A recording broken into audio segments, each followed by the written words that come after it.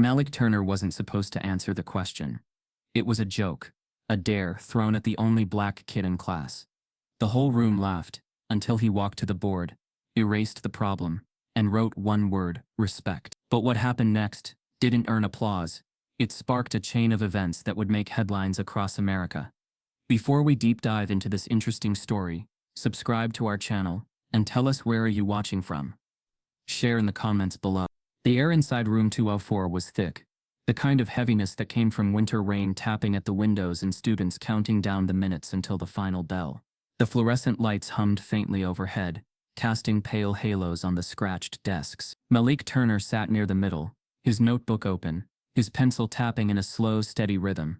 He was the kind of student who didn't speak unless spoken to, who measured his words the way a jeweler examined gems, careful, precise, unwilling to waste them. Mr. Clay Reynolds stood at the front of the class, a piece of chalk balanced between his fingers. He was a tall man, mid-50s, with a neatly trimmed mustache, and a tone of voice that could make even a correct answer feel like a mistake. His reputation wasn't for outright cruelty. No, his power was subtler than that. He knew how to aim a remark so it hit just below the skin. He knew how to turn a lesson into a performance, and sometimes that performance needed a target. Today, that target was Malik.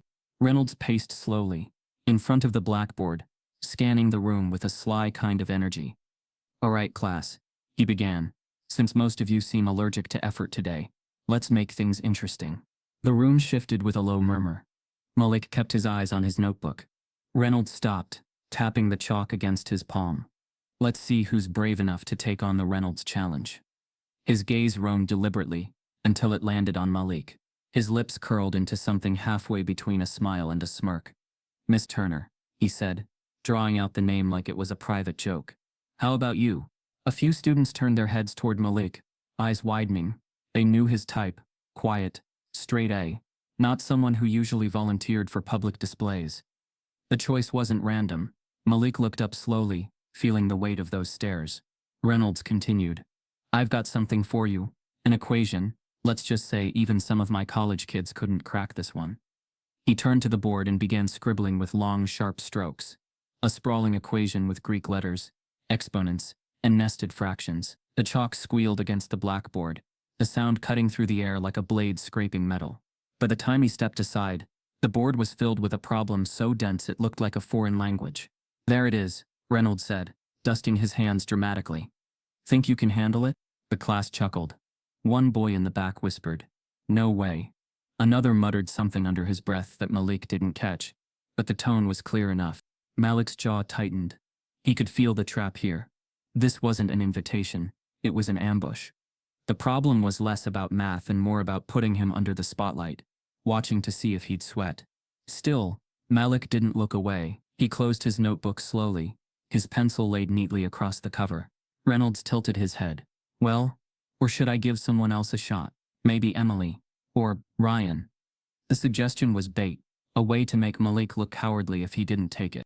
The rain outside tapped harder against the glass. Malik rose from his seat without a word. He didn't rush, didn't show any sign of nerves. His sneakers squeaked faintly against the linoleum. As he walked to the board, Reynolds stepped back with mock generosity. "Be my guest," he said. The class went quiet, except for a few muffled laughs. Malik reached the blackboard, standing so close he could smell the faint chemical tang of chalk dust. He studied the equation. It was complicated, yes, but not impossible. He recognized the structure beneath the mess. The problem wasn't whether he could solve it. The problem was why Reynolds had chosen him to be the one humiliated. In his peripheral vision, Malik caught sight of a phone angled in his direction. Jenna, 2 rows over, was recording discreetly under her desk. She wasn't one of his friends, but she always noticed when things got ugly. Reynolds crossed his arms. "Any time now, Turner." The room felt smaller, the air thicker. Malik picked up the eraser. For a moment, it looked like he might start wiping away a part of the problem to simplify it. But then he pressed harder, erasing the first line entirely. The squeak of the eraser against the board cut into the silence. A ripple of confusion moved through the class. "Ah. Malik?" someone whispered. He kept going, erasing the second line, then the third, until the equation was gone, a clean, empty space in its place. The chalk dust clung to his fingers. He reached for a fresh stick of chalk, rolling it between his fingertips like he was feeling its weight. Then in tall, deliberate letters, he began to write. His hand moved steadily, no hesitation in the strokes. Each letter landed like a statement, each space intentional. The white dust trailed faintly as he pressed the chalk into the blackboard. RESPECT. The room fell into a hush so deep that the rain outside seemed louder. No one moved. The words stood out against the blackboard like a flare in the dark. Malik put the chalk down neatly on the tray and stepped back. Reynolds' smirk faltered, replaced by something sharper, colder. "What exactly?" he asked, his voice a notch lower. "Do you think you're doing?" Malik didn't answer. He simply turned his head toward the class, meeting the eyes of the few who had laughed the loudest. There was no anger on his face, only a quiet, steady defiance. A chair creaked somewhere in the back. Jenna's phone was still recording, her hands frozen in place. The tension in the room was electric now, thick enough to taste. Reynolds took a step forward, his shoes clicking against the floor. "If you're trying to make some sort of point, I'm just starting," Malik said quietly. It wasn't loud, but the words carried. Even in that small voice, there was a finality, a weight that made the sentence feel like the opening move in a much larger game. He turned back to the blackboard, picked up the chalk again. Reynolds' eyes narrowed. "Mr. Turner." But Malik had already begun to write something else beneath the word, the first mark of what would silence the whispers and laughter entirely. The stick of chalk snapped in Malik's fingers as he made his first stroke. Not because of the pressure, but because the eraser tray had been coated with something faintly greasy, something that smeared the chalk. He froze, realizing someone had prepared this board before he even walked up. The chalk dust on Malik's fingertips clung stubbornly, a pale reminder of every eye on him. The greasy smear on the eraser tray had left faint streaks across the word he'd just written. Respect. But it was still there, bold enough for anyone in the room to read. Jenna's phone stayed fixed in place. Through the tiny lens, she caught the moment in perfect frame. The tall black student standing before the blackboard, shoulders squared, the single word glowing white against the darkness. Her finger trembled slightly on the screen. She didn't know why she was still recording. She only knew this felt like the kind of moment people talked about later. Reynolds' voice broke the stillness. "Clean it off," he said flatly. Malik didn't move. His hand hovered near the chalk tray, not to erase but to choose a fresh piece. His gaze didn't rise to meet the teacher's. Not yet. Somewhere in the back of his mind, his father's voice spoke, clear as if the man were in the room. "Never let them decide your worth, son. That's yours to carry, yours to keep." Malik was 10 the first time he saw his father walk away from a confrontation, instead of meeting it head-on. They'd been in a grocery store when the cashier, a bored, pale-faced teenager, rang up their groceries and announced, "That's Wick, right?" without looking at the card. Malik hadn't known what Wick meant, but the mocking tone was obvious. His father's jaw had flexed, his hand gripping the paper bag until the corner crumpled. Malik expected him to argue, to correct her, but instead he just handed over the money, took the receipt, and said, "We don't argue with children, son, even grown ones." Outside, Malik had asked why. His father knelt so their eyes were level. "Because some battles," he said, "you win without swinging. You win by showing you're bigger than their box for you." Back in room 204, Malik picked up the fresh chalk. His hand was steady now, the earlier smudge forgotten. He bent to the board, his body blocking part of the view from the class, and began to reconstruct the equation Reynolds had thrown at him. His movements were deliberate, slow enough to be methodical, fast enough to show he wasn't grasping for answers. The rains tapping on the windows faded beneath the soft rasp of chalk. Symbols began to bloom across the surface, nested parentheses, roots, fractions, exponents, each written with a clean precision. No one in the room spoke. Even the boy in the back, the one who had whispered "no way" earlier, leaned forward slightly. Reynolds shifted on his feet. His crossed arms tightened, his fingers tapping his bicep. "You know, Turner," he said lightly, "sometimes knowing when to pass is as important as trying." It was meant to rattle him. Malik didn't turn around. He slid into the next step of the solution, breaking down the fractions into smaller parts, each transformation like a piece of machinery clicking into place. His mind moved ahead 3 steps at a time, seeing the path long before his hand reached it. Jenna's recording caught a close-up of his back, his head tilting slightly, as if listening to some internal rhythm. She realized the word respect still floated above his work, now less a statement and more a frame for the proof-taking shape below. Malik's intelligence was never loud. Teachers knew him as bright, but not the kind who competed to outshine others.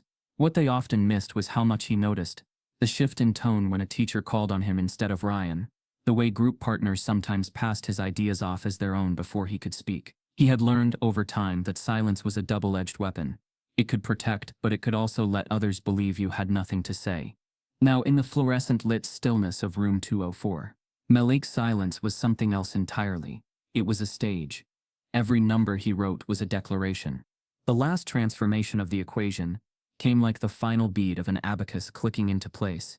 Malik wrote the answer cleanly, underlined it once, and stepped back. The board, now half filled, bore two things: respect at the top, and the flawless solution beneath it.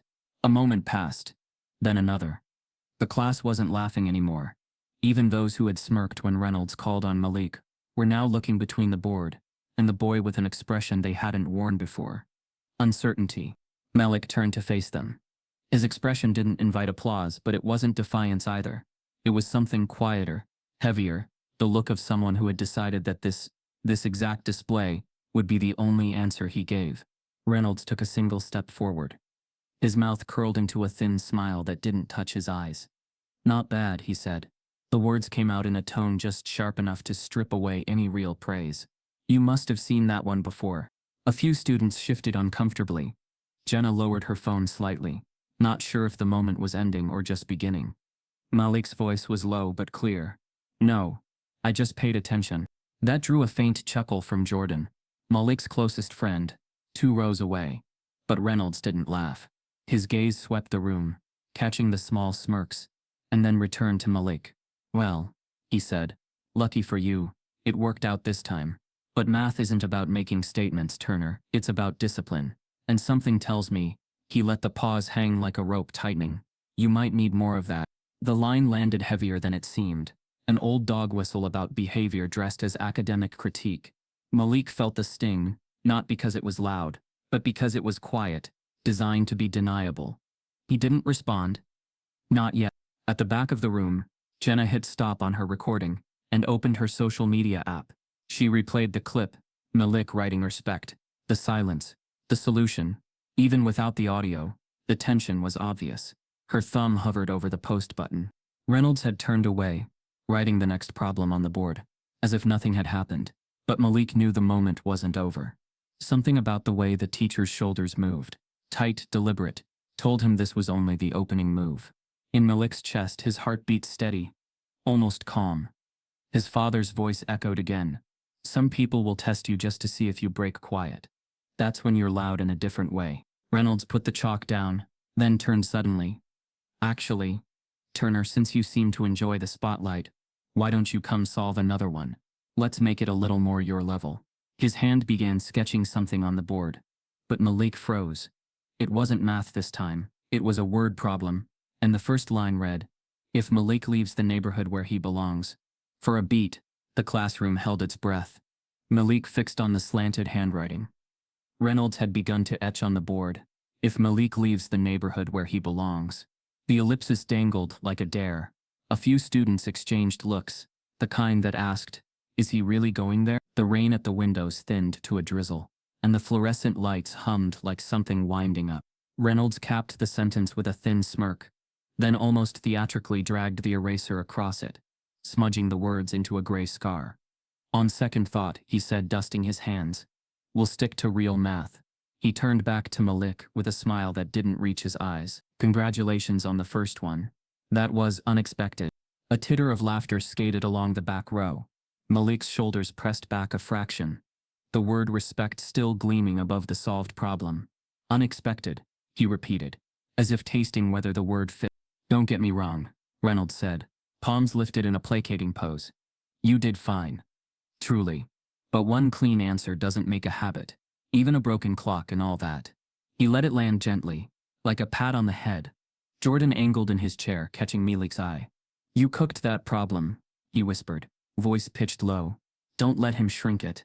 Malik's gaze slid to Jenna. Her phone was down now, resting face up on the desk, but the camera app still hovered, ready. She looked at him briefly, then away, as if the room had become an aquarium and everyone was measuring oxygen. Reynolds kept going, casual as weather talk. "What I like," he said to the class, "is when students push themselves beyond their comfort zones." He glanced at Malik on that last phrase, letting the implication sail just under the surface. "Shows initiative. Shows you're listening. And discipline," Malik said softly. Reynolds nodded, as if he and Malik were partners in the same sentence. "Exactly. Discipline. That's what separates good from great. And Turner, if you keep your head down and your attitude in check, you might be surprised what doors open." Silence gathered. The sentence wore a friendly sweater, but the shape beneath it was hard. "Keep your head down. Your attitude." Malik felt each word tap lightly against his ribs, the way a doctor might press fingers into a bruise and call it a checkup. He chose not to answer. The restraint was its own sentence. Jordan leaned closer across the aisle. "He wants your spark to look like static," he murmured. "Don't let him name it." Malik breathed once. Slow, eyes steady on the board. The proof sat there, quiet but undeniable. Neat lines marching beneath respect like small soldiers who had learned to fight without shouting.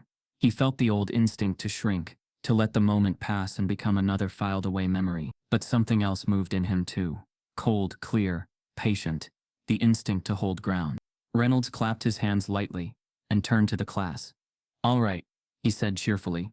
"Since Turner treated us to a little performance, let's settle back into our regularly scheduled program." He wiped a square of board clean, careful to leave Malik's work intact. An odd, almost possessive gesture, as though keeping the trophy where he could point to it later. Page 142, number 12. Chairs scraped. Pages fluttered. The room shifted back into the routine, but not entirely. A hush hung on the edges, a sense that the air still carried residue. Malik slid back into his seat. Jordan angled his notebook between them, nudging a crooked smile into place. "You did that," he said. Malik gave a ghost of a nod. "He wants me to feel like it was luck." "Luck doesn't factor polynomials," Jordan said. "You didn't stumble through that, you walked." 2 desks over, a boy named Carter lifted his phone under the table and shot a quick text. "You see that?" Another, Emily, had already clipped Jenna's earlier recording with a crude caption. He wrote "Respect LMO" before hesitating and deleting the last 3 letters. She retyped, slower. He wrote "Respect." She hit post before she could think better of it. The thumbnail froze on Malik's back, the word above him like a title card. Reynolds moved through the aisles, the way he always did when he wanted to be seen doing the work of teaching. Hands folded behind his back, leaning to peer at answers, dispensing one-line notes like pills. "Careful with your negative sign, Ryan." "Emily, excellent setup. Watch your arithmetic." When he reached Malik and Jordan, he glanced at Malik's blank page and smiled as if they shared an inside joke. "Nothing to add?" he asked lightly. "I'm reading the problem," Malik said. "Good," Reynolds replied. "Reading is half the job. The other half is discipline," Malik offered, eyes still on the book. Reynolds' smile thinned, then smoothed. "Exactly." Jordan's pencil tapped once. Quick. Malik could tell he wanted to say something sharp, but he didn't. They both knew how this worked. Move the line and the teacher would swear the line had never been there. When the bell rang, it cracked the spell like glass. Students spilled into the hallway, a few craning their necks to take one last look at the board, some taking photos as they drifted out. "You keeping that up?" a girl asked. Reynolds tugged the eraser through the solution, methodically wiping away the proof. He left "respect" for last, hovering as if undecided, then swiped it too. Chalk dust fanned in the air like smoke. "We won't need that tomorrow," he said. In the corridor, a low buzz pooled around Malik as he and Jordan walked. Someone elbowed someone else. Someone said, "Wasn't even that hard." Someone else countered, "You do it then." Jenna caught up, kept pace on Malik's other side. "I posted the clip," she said, voice tense, like asking permission after the fact. "No names. Just the moment. If you want me to take it down." Malik shook his head. "It's fine." "You sure?" He didn't answer right away. "If it helps someone see what it was," he said finally, "leave it." Jordan lifted his chin. "Let them see the whole thing." "The whole thing?" Jenna asked. "Not just the word," Jordan said. "What came before? What came after?" Jenna glanced at him. "I don't have that. Just the word. And him telling you it was unexpected." Her mouth tightened. "I'll add what I can." By lunch, a half-dozen versions of the moment had scattered across feeds, grainy angles, clipped audio, captions writing the line between praise and mockery. Kid writes respect instead of solving problem, teacher humbled by quiet legend. This class got baptized. Underneath, comments sprouted like mushrooms, some nodding, some sneering. In one, a local account with a cartoon American flag for a profile picture wrote, "When kids think class is their personal protest stage, do the assignment." Another responded, "He did the assignment better than the teacher expected. Maybe that's the problem." Malik ate in the library with Jordan, where the long windows made the rain look like narrow strings pulled by an invisible hand. The librarian, Miss Ortiz, drifted past, her cart squeaking. She paused, looked at Malik, opened her mouth as if to speak, then just gave a small warm nod and moved on. That landed differently. Gentle, unperformed. "Your mom see your phone?" Jordan asked. "Not yet," Malik said. "She's at work." "You gonna tell her?" "I'll tell both of them tonight." He tried to picture their faces. His mother's would sharpen, protective, strategic. His father's would quiet, disappointed that he even had to decide how to name what had happened. He could already hear his father, "Dignity is not loud, son, but it doesn't whisper when it's cornered." Jordan checked his phone and winced. One of the posts is getting traction. How much traction? Like hundreds of likes in an hour. And a few, you know. He exhaled through his teeth. Ignore the ones with eagle avatars. Malik smiled without amusement. Always the flags. They kept scrolling. Another post surfaced. This one from a student Malik barely knew. A 2-second loop of him erasing the board before writing respect. The caption, "Me when the teacher talks slick." The loop stripped away context until all that remained was defiance. It didn't bother him so much as it warned him. Stories, he knew, were always one edit away from becoming something else. After school, the hallway had that washed-out echo of a building emptied too fast. Malik stopped by the classroom to pick up a forgotten notebook. The door was ajar. Reynolds stood by the desk, speaking low into the phone. His voice floated, a corrugated whisper. "No, I handled it," he said. "Just a bit of showmanship. You know how they are." A pause. "Yes, I'll be more careful with examples." Another pause. "No, there's a video. But it's nothing." Malik stepped back before he could be seen. Heart knocking once. Hard. "You know how they are." The plural slid like oil. He took the long route out. At the exit, a poster flapped on the corkboard. A reminder for the state math invitational tryouts next month. The corner had peeled. He pressed it flat as he passed, feeling an impulse he didn't yet name. That evening, his house felt like a holding cell for storms. His mother, Angela, read the room in 2 seconds when Malik explained, her eyes scanning for seams in the story. "He wrote what on the board?" she asked. "Respect," Malik said. "Then I solved it." His father, Darren, listened with elbows on knees, gaze steady. "And what did he say to you afterward?" "That it was unexpected," Malik said. "That I needed discipline." Darren's jaw worked once, then released. He dressed it nice so he could deny it later. He pushed breath out through his nose. "You were right not to bite." Angela's phone buzzed. Jenna had sent her the clip, somehow finding Malik's mother through a friend of a friend lattice. Only teenagers understand. Angela watched, the word on the board reflected in her eyes. When the clip ended, she nodded once to some private verdict. "Okay," she said, "we're not hiding from this."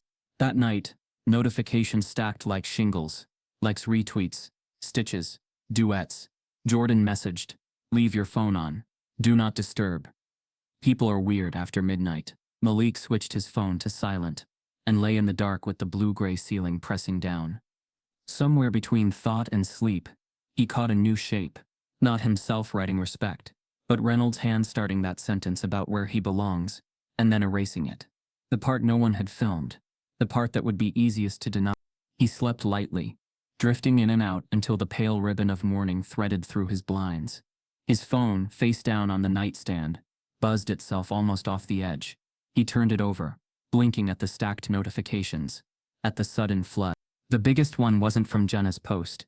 It was from a local parent group page, shared thousands of times overnight. A caption pinned like a verdict above a cropped screenshot of the board. "Student refuses to do work. Writes respect to intimidate teacher." Malik's thumb hovered over the headline, but before he could click, a second alert pushed to the top. An email from the school with the subject line, "Reminder, Classroom conduct and respect. The subject line glared up from Malik's phone like a small, official scold. Reminder, classroom conduct and respect. He opened it in bed, the gray light of morning drawing thin lines across his sheets. The email didn't mention names. It didn't have to. It spoke in the language of policy. All students are expected to maintain civility and remain on task during instructional time. Any disruptions or gestures intended to distract from learning objectives will be addressed per handbook guideline. It closed with a bright signature from the principal, Mrs. Halpern, and a link to the behavior code. Malik stared at the cursor blinking in the reply field, then closed the app. The notifications waited like a second weather system. Pings stacked from Instagram, TikTok, Twitter, louder, messier, more human than the school's sterile message. He opened one and the flood broke. Another clip, not Jenna's, had a caption that felt like a nudge in the ribs. He wrote respect when he should have written the answer. The video cut off before the proof. Malik exhaled. The edits were already telling their own stories. Downstairs, the kettle clicked. His mother was up. He went to the kitchen and found Angela in her robe, hair wrapped in a scarf, reading her phone with a crease between her brows. "You see the email?" she asked without looking up. I saw it. His father, Darren, came in tying his tie, eyes moving between them. "They sent one of those general blasts?" "Civility," Angela said, tasting the word like it might be bitter. She set the phone down and looked at Malik. "We'll respond after school. Together." Malik nodded. He poured cereal he didn't feel like eating. Notifications buzzed the table. Angela reached and flipped the phone face down as if it might bite. By the time he and Jordan stepped off the bus, the school looked different. A local news van sat at the curb, antenna stretching like a question mark. Two reporters in puffy coats stood near the entrance, one murmuring into a mic while the other adjusted her hair, eyes skimming the arriving students. A campus security aide hovered nearby, hands on hips.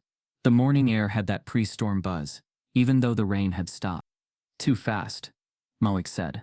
Students in clusters slowed when Malik passed, their conversations thinning to whispers. Some lifted phones. Some nodded like they were passing a stranger who'd done something both impressive and suspicious. From somewhere to his left, he made Reynolds look bad, and now we all gotta deal with cameras. From the right, Reynolds made himself look bad. The hall held both versions, stacked like chords in a dissonant song. At his locker, Jenna appeared with her backpack slung over one shoulder, eyes bright with adrenaline, and something like worry. "They're asking around," she said softly. "Which class? What time? They want names." She glanced toward the window where a camera lens glinted. "I didn't give them yours." Malik nodded. "Thank you." Jenna hesitated. "My post? It's at like 200,000 views." She said it small, the way people announce something they don't fully understand. "There's support. And there's the other kind." Jordan angled his phone. "I'm seeing both," he said. Civil rights org shared the clip. They posted, "Students deserve dignity in classrooms. We stand with this young scholar." He flicked his thumb. "And then you got this guy named Truthhammer 1407, with an eagle avatar saying, if he wrote respect instead of doing the problem, that's insubordination." He got 3,000 likes on that. "Insubordination," Malik repeated. The word felt like a door closing. Between classes, more shapes formed around the story. A student group, small, stubborn, printed flyers overnight that read "Respect isn't disruption," and taped them to lockers until a teacher told them to take them down. Someone else posted a clip of Reynolds at last year's awards night praising the debate team, captioned, "Funny how he loves voice, until it isn't his kind." A parent on Facebook wrote a 600-word post, titled "Decorum in Education," praising Reynolds as a pillar of discipline, who refuses to coddle.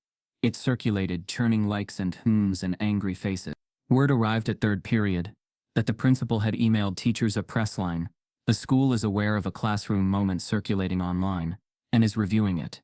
We remain committed to respectful learning." In fourth period, a boy Malik didn't know asked to see his binder, then pretended to weigh it in his hands. "Heavy with all that respect," he said with a grin that dared agreement. Malik reached out, took the binder back gently, and said nothing. At lunch, the fire spread wider. A verified math educator stitched Jenna's video on TikTok, eyes lit like he'd found a parable. "Watch how this student asserts dignity, and then still does the math right," he said. "That's what mastery and self-advocacy can look like." He ended with, "To the teacher, your job is to build, not belittle." The stitch rocketed. So did the backlash beneath it. "You weren't there. Maybe he's a troublemaker. Another race hustle. Stop making everything about race. The comments were a hall of mirrors where truth and projection bumped shoulders and kept walking.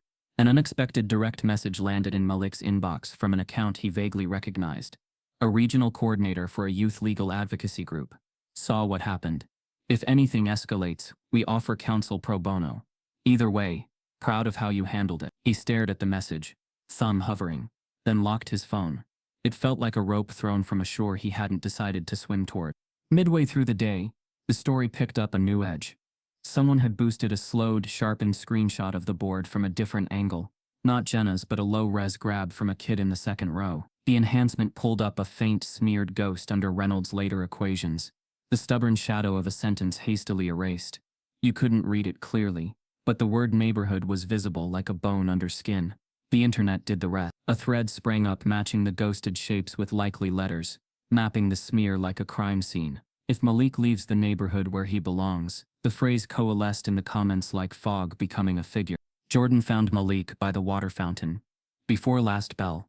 They're seeing what I saw, he said. His voice carried a charged quiet. He started to make you a punchline. Then he erased it. Malik swallowed against a throat gone dry. Now he'll say it's fake. Maybe, Jordan said. But we're not crazy. The school tried to dam the tide. The PA system pinged. Reminder to all students, filming inside classrooms without permission violates policy. Please refrain. Laughter rolled in pockets where the irony hit hardest. Outside, another news van arrived. A district spokesperson in a navy blazer appeared in the office doorway, then disappeared behind it. In fifth period, Ms. Ortiz the librarian came to the math wing with a box of donated calculators, and looked at Malik with eyes that said, I see you, without turning him into a lesson. It gave him a small, steadier place to stand. Other teachers chose their lanes. Mr. Doyle in English said, today would be a good day to talk about voice and audience, then didn't mention the clip at all, letting students fill the gaps themselves. Coach Brooks muttered, keep your heads down, as if head down had ever been an armor. Miss Patel in chemistry said, we're here to learn, and passed Malik a pair of safety goggles, as if handing a shield to a soldier who hadn't asked for war. The day crawled, and sprinted at the same time. In the bathroom, two boys argued about what respect meant while washing their hands, performing for the mirror. At his locker, a girl Malik didn't know met his gaze squarely, and said, that took guts, then walked away. Another shoved past and muttered, enjoy your 15 minutes. Twice, Reynolds passed in the hallway. The first time, his eyes went right through Malik like he wasn't there. The second time he smiled a professional, camera-ready smile at a parent volunteer, saying, we'll get through this. Kids need structure. By dismissal, the sidewalk out front had become a stage. Reporters held mics up like flowers that might be poisonous. Do you have a comment? One asked Jenna. She shook her head. Jordan squeezed Malik's shoulder lightly. A Morse code for not alone. They took the side exit instead, slipping into a quieter street where a mail truck idled and a dog barked at nothing. At home, Angela had already printed the behavior code and highlighted sections that favored students' rights. She and Darren sat at the table with their laptops open, like they were planning a campaign. We'll go to the principal tomorrow, she said, calm in the way that meant she was near an edge, but refusing to look down. We're not doing this by email. Jenna's screenshot, Malik said. People are enhancing it. They can read part of it. Darren leaned back, the small lamp carving lines in his face. Ghosts on a board hold truth longer than some folks think, he said. But they'll call it a trick of the light. He laced his fingers. We won't rely on strangers to tell our story. We'll tell it. That night, the world swirled itself into factions and crescendos beyond their walls. A local pastor posted a video. Education is where children are made to feel at home, or pushed to the door. Someone from out of state wrote, he disrespected the teacher. End of story. A former student of Reynolds commented, he embarrassed me in front of the class too when I got an answer wrong. Said I was too loud about nothing. Another replied, he treated everyone that way. The thread ran like a river that lost itself somewhere dark. At 10 p.m., a blue-check journalist DM'd Malik, asking for a quote. Malik typed, deleted, typed again. He settled on, I did my work. I asked for respect. That's all. He pressed send and felt immediately like he had placed a fragile object on a busy street. Sleep came in pieces. In one, he stood at the board again, But the chalk turned to water in his hand and ran down his arms. In another he erased the word respect, and the space beneath it became a window, and through it he could see other rooms, other classrooms, other faces turning toward him, with something like recognition. He woke before dawn and watched the hour crease open, the sky changing from slate to diluted milk. By morning, the clip had breached the town's borders. The hashtags #NathRespect and Shand with Malik trended regionally. A civil rights group tagged the district, asking for transparency. A troll account posted the address of the school, then deleted it when someone reported it. Teachers across the country stitched the video, arguing in rings, about pedagogy, about race, about what classrooms should be. A national educators podcast requested an interview. A conservative radio host called Malik a symptom of collapsing standards. The chorus grew so loud that the original sound, chalk against board, a boy's quiet voice, seemed almost lost under it. The school did what institutions do, under heat. It tried to look calm. At 8:15 a.m., an email went out to Malik's parents, requesting a meeting to ensure we are collaborating on positive solutions. The language was smoothed so flat that it nearly slid off the screen. Angela called the office and said, "We'll be there at 10.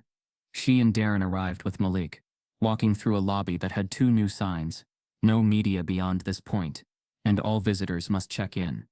Outside, the vans idled. Inside, a secretary whose smile twitched asked them to sign a clipboard. The clock above her desk ticked like a metronome set to fast. They were led down the hallway, past the counselor's offices where motivational posters promised perseverance in a font that looked like it had never persevered through anything. The principal's door waited at the end, the wood polished to a shine that reflected them back, thinner and smaller. Angela squeezed Malik's hand once before they were ushered in. The principal's office smelled faintly of lemon cleaner and coffee. Mrs. Halpern sat behind her desk, palms steepled. A district liaison hovered near the window with a legal pad, and in the corner one leg crossed over the other, his expression composed like a portrait. Mr. Reynolds was already waiting. The door clicked shut behind them, and Malik felt the temperature of the room shift by a degree he couldn't name. Lemon cleaner, coffee, the papery weight of forms, everything here was arranged to look harmless. Principal Halpern gestured to the 3 chairs placed like a small jury box in front of her desk. She wore a cardigan in a forgiving color, and a practiced expression that said, "I manage storms by calling them drizzles." "Thank you for coming on such short notice," she began. "I know this has been a lot." Angela sat first, back straight, purse on her lap like a briefcase. Darren sat beside her, close enough to touch Malik's knee when needed, far enough to give his son a margin to breathe. Malik took the 3rd chair, the district liaison near the window. Thin tie, legal pad, lifted a pen without writing. Mr. Reynolds offered a small courteous smile, the kind you give neighbors over hedges. "We want to ensure we have a full picture," Halpern said, folding her hands. "There's been significant online activity, as I'm sure you're aware. Our goal is to keep the focus on learning." Angela's lips curved a millimeter. "Our goal," she said evenly, "is clarity and accountability." Reynolds shifted, recrossing his legs. "If I may, we'll take this one step at a time," Halpern cut in gently, like a mother steering a toddler away from a hot stove. She turned to Malik with a warmth that felt laminated. "Malik, would you tell us in your own words what happened yesterday in class?" Malik held her gaze. "You've seen the video." "I'd like to hear from you," she said.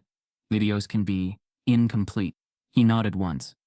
"Mr. Reynolds wrote a difficult problem on the board. He asked me to solve it. I erased it, wrote the word respect, and then I solved it. Afterward, he said it was unexpected, and that I needed discipline." Reynolds' smile flattened and returned.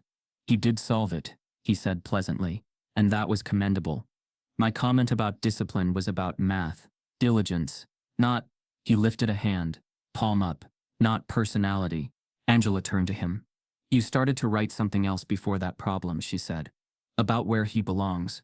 Reynolds blinked slowly, surprise arranged neatly. "I don't know what you're referring to." "The ghost text on the board says otherwise," Darren said. The district liaison cleared his throat. "Images online can be altered. We can't adjudicate social media enhancements." Angela's eyes flicked the legal pad. "Are you legal counsel or public relations?" "A bit of both," he said, smiling almost kindly. "I'm here to support the school through a sensitive moment." "There it is," Darren murmured. Halpern placed a flattened hand over a folder. Words are slippery, she said. Intent matters. Context matters. The school has to consider the learning environment for all students. She turned to Malik with careful sympathy. Writing a large statement across the board can be seen as confrontational, even if that wasn't your intent. Writing a slur into a math problem can be seen as confrontational too, Angela said. Even if you erase it fast. Reynolds drew a breath that shined his composure. I would never write a slur, he said softly, as if wounded by the very idea. I made a poor attempt at a word problem that I then decided against. It was inappropriate to frame it that way, and I removed it immediately. That was my judgment call in the moment. So it did happen, Angela said, pouncing on the hinge. You did write it. He paused. The liaison's pen hovered. Halpern interjected smoothly. He's acknowledging a misstep in designing a problem. That's different than malicious intent. Malik felt the chair harden under him. You were going to make me a joke, he said quietly, more to the table than to the room. Then you decided to erase it. Reynolds looked at him with what might have read as concern on a poster. Malik, I push my students. Sometimes I do it clumsily. I'm sorry you felt targeted. Angela's chin lifted. He wasn't feeling targeted. He was targeted. You chose his name. You chose the setup. Halpern's smile tightened a thread. Let's not litigate phrasing. We're here to find a restorative path forward. We have resources, mediated conversations, agreements about classroom conduct. Conduct, Angela repeated, tasting it. Whose? The liaison slid a sheet across the desk.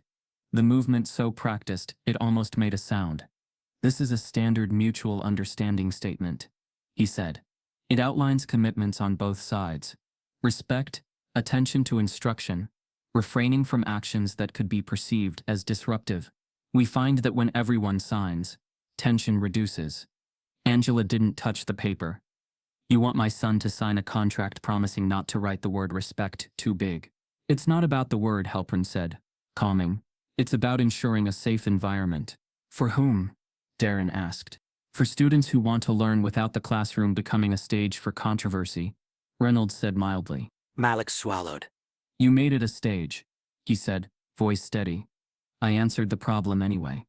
Halpern's eyes softened. Which was impressive, she said quickly. Generous like a ribbon on a box. Let's celebrate that too. Angela turned to Malik. Do not sign anything, she said, then looked at Halpern. We want a formal apology from Mr. Reynolds, acknowledgement from the school that what happened was racially biased, and protection against retaliation. Retaliation, Reynolds echoed, amused disbelief sliding through the syllables. Why would I? Your gradebook, Angela said. You can shrink a student without raising your voice. A small silence clicked into place. The liaison scribbled something, then drew a neat square around it. Halpern adopted a stern patience.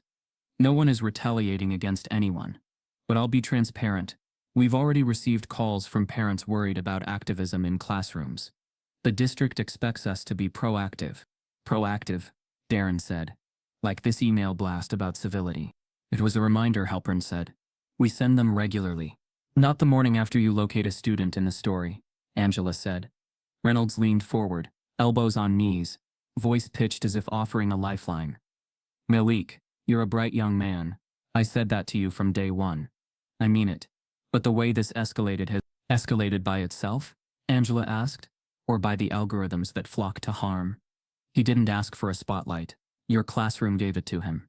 The liaison slid a second sheet across. Another option. We can transfer Malik to a different math section. No disruption, no awkwardness. New start. Malik felt the ground wobble. So I move, he said. And he stays. It's not a punishment, Halpern said, smiling with managerial compassion. It's a solution. That's a bus rerouting because the pothole won't be fixed, Darren said. Sometimes the bus needs to keep running, the liaison said, calm as glass. Angela looked at Malik. Do you want to leave his class? Malik's throat tightened. I want to be able to sit in a room and not have to prove I'm human before I prove I can do math. Reynolds blinked once, as if surprised by the word human arriving in a math meeting. No one questioned your humanity, he said. Let's not get dramatic. Drama is contextual, Angela said. Yesterday the context was the word belong. Halpern exhaled and turned a page in the folder, as if flipping to a new tone. We also need to address the filming, she said. Policy prohibits phones out in class. Angela didn't blink. Policy also prohibits bias and harassment. Those are serious words, the liaison said, not unkindly. We have to be careful with them. Careful? Angela's voice warmed into a steel he couldn't see. They have been careful since Reconstruction. Reynolds bristled. The first crack in the portrait. With respect. Darren said softly. There's the word again. Halpern spread her palms. Let's recalibrate. Mr. Reynolds acknowledges a poor judgment call. Malik felt hurt by the dynamic. Emotions are high. The school wants to move forward with learning intact. Here's what I propose.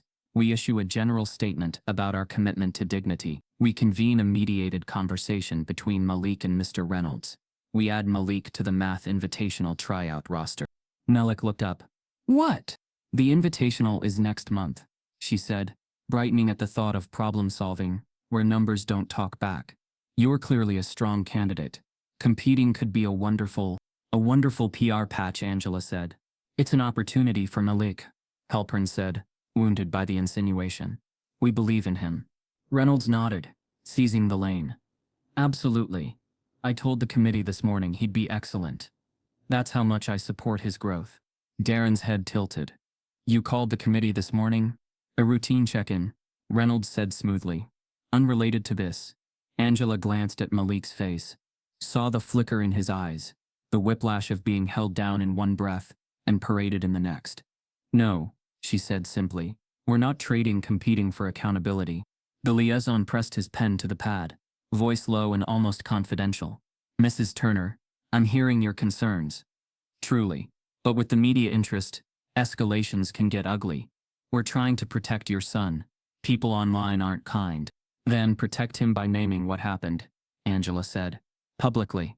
Reynolds' smile frayed. We cannot label a respected teacher racist because a student wrote a provocative word on a board, and the internet had feelings about it. Angela turned to him as if to face weather. You used belong like a fence. That's older than the internet. Halpern's voice lifted, kindergarten calm over a siren. Let's all remember we're on the same team. Darren's mouth curved without humor. Another tap at the door. The secretary slipped in and handed Halpern a printout, whispering. Halpern scanned it, and her face did a strange thing, both smoothing and tightening. Apparently, she said, carefully neutral, we've received a few emails from other students describing moments of discomfort in math classes.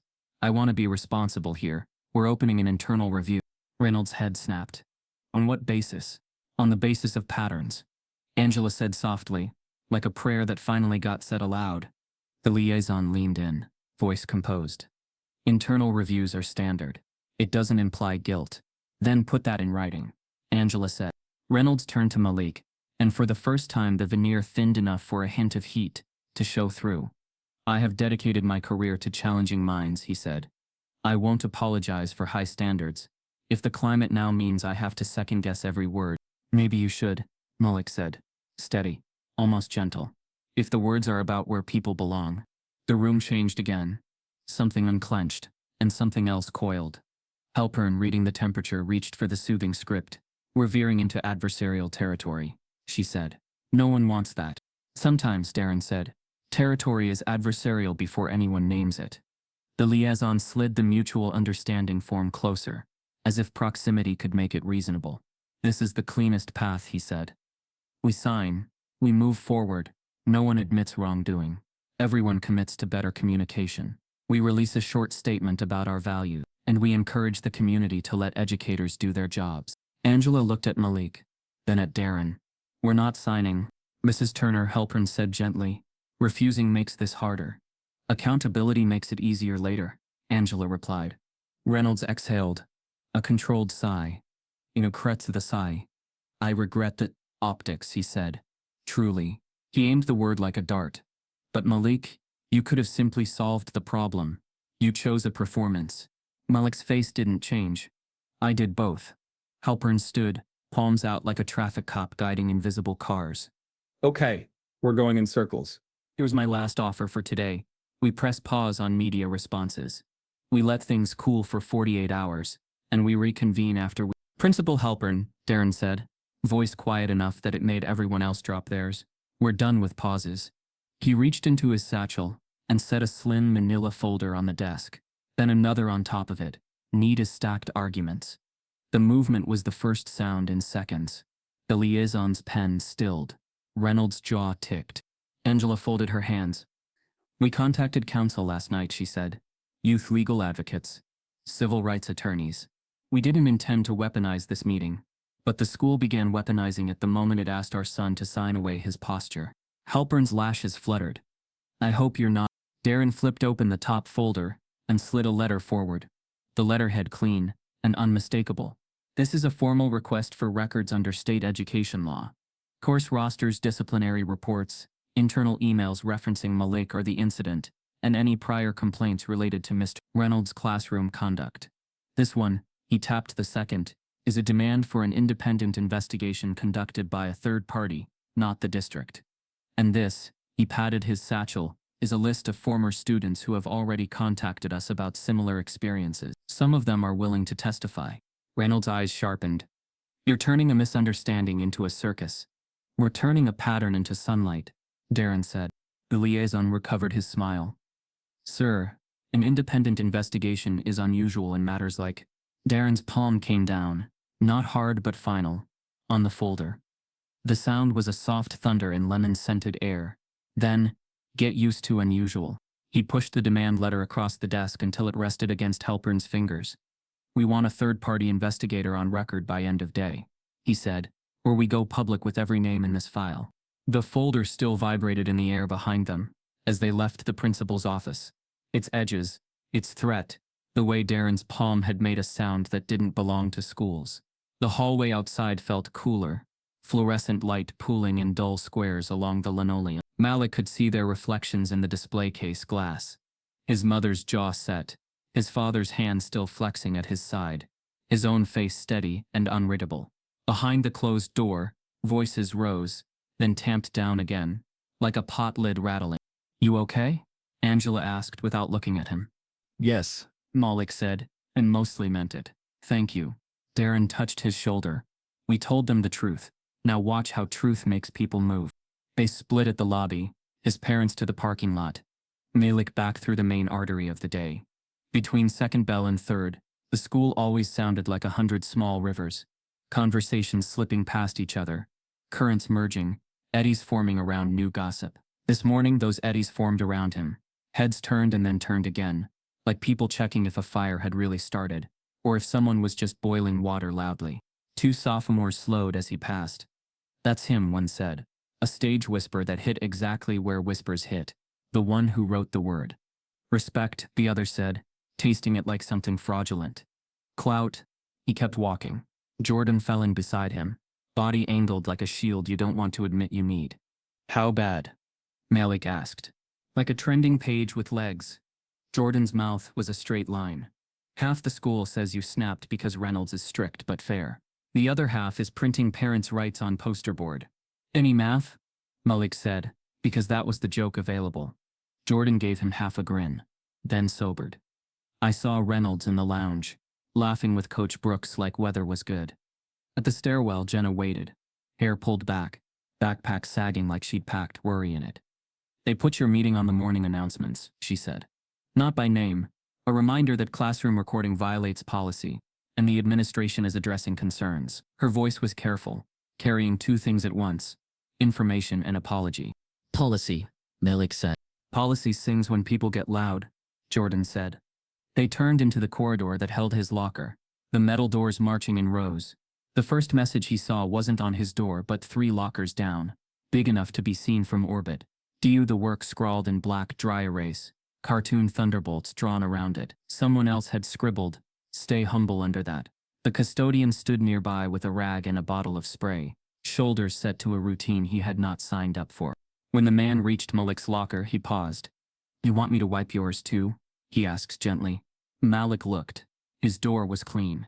For now, thank you, he said. The custodian nodded like a soldier asked to guard a boundary and moved on.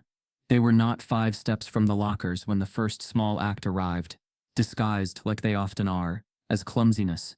A boy Malik half knew from gym class pivoted too sharply in the narrow hall, elbow catching Malik's forearm, books glancing out of his hand. Oh man, the boy said, tone bright and innocent.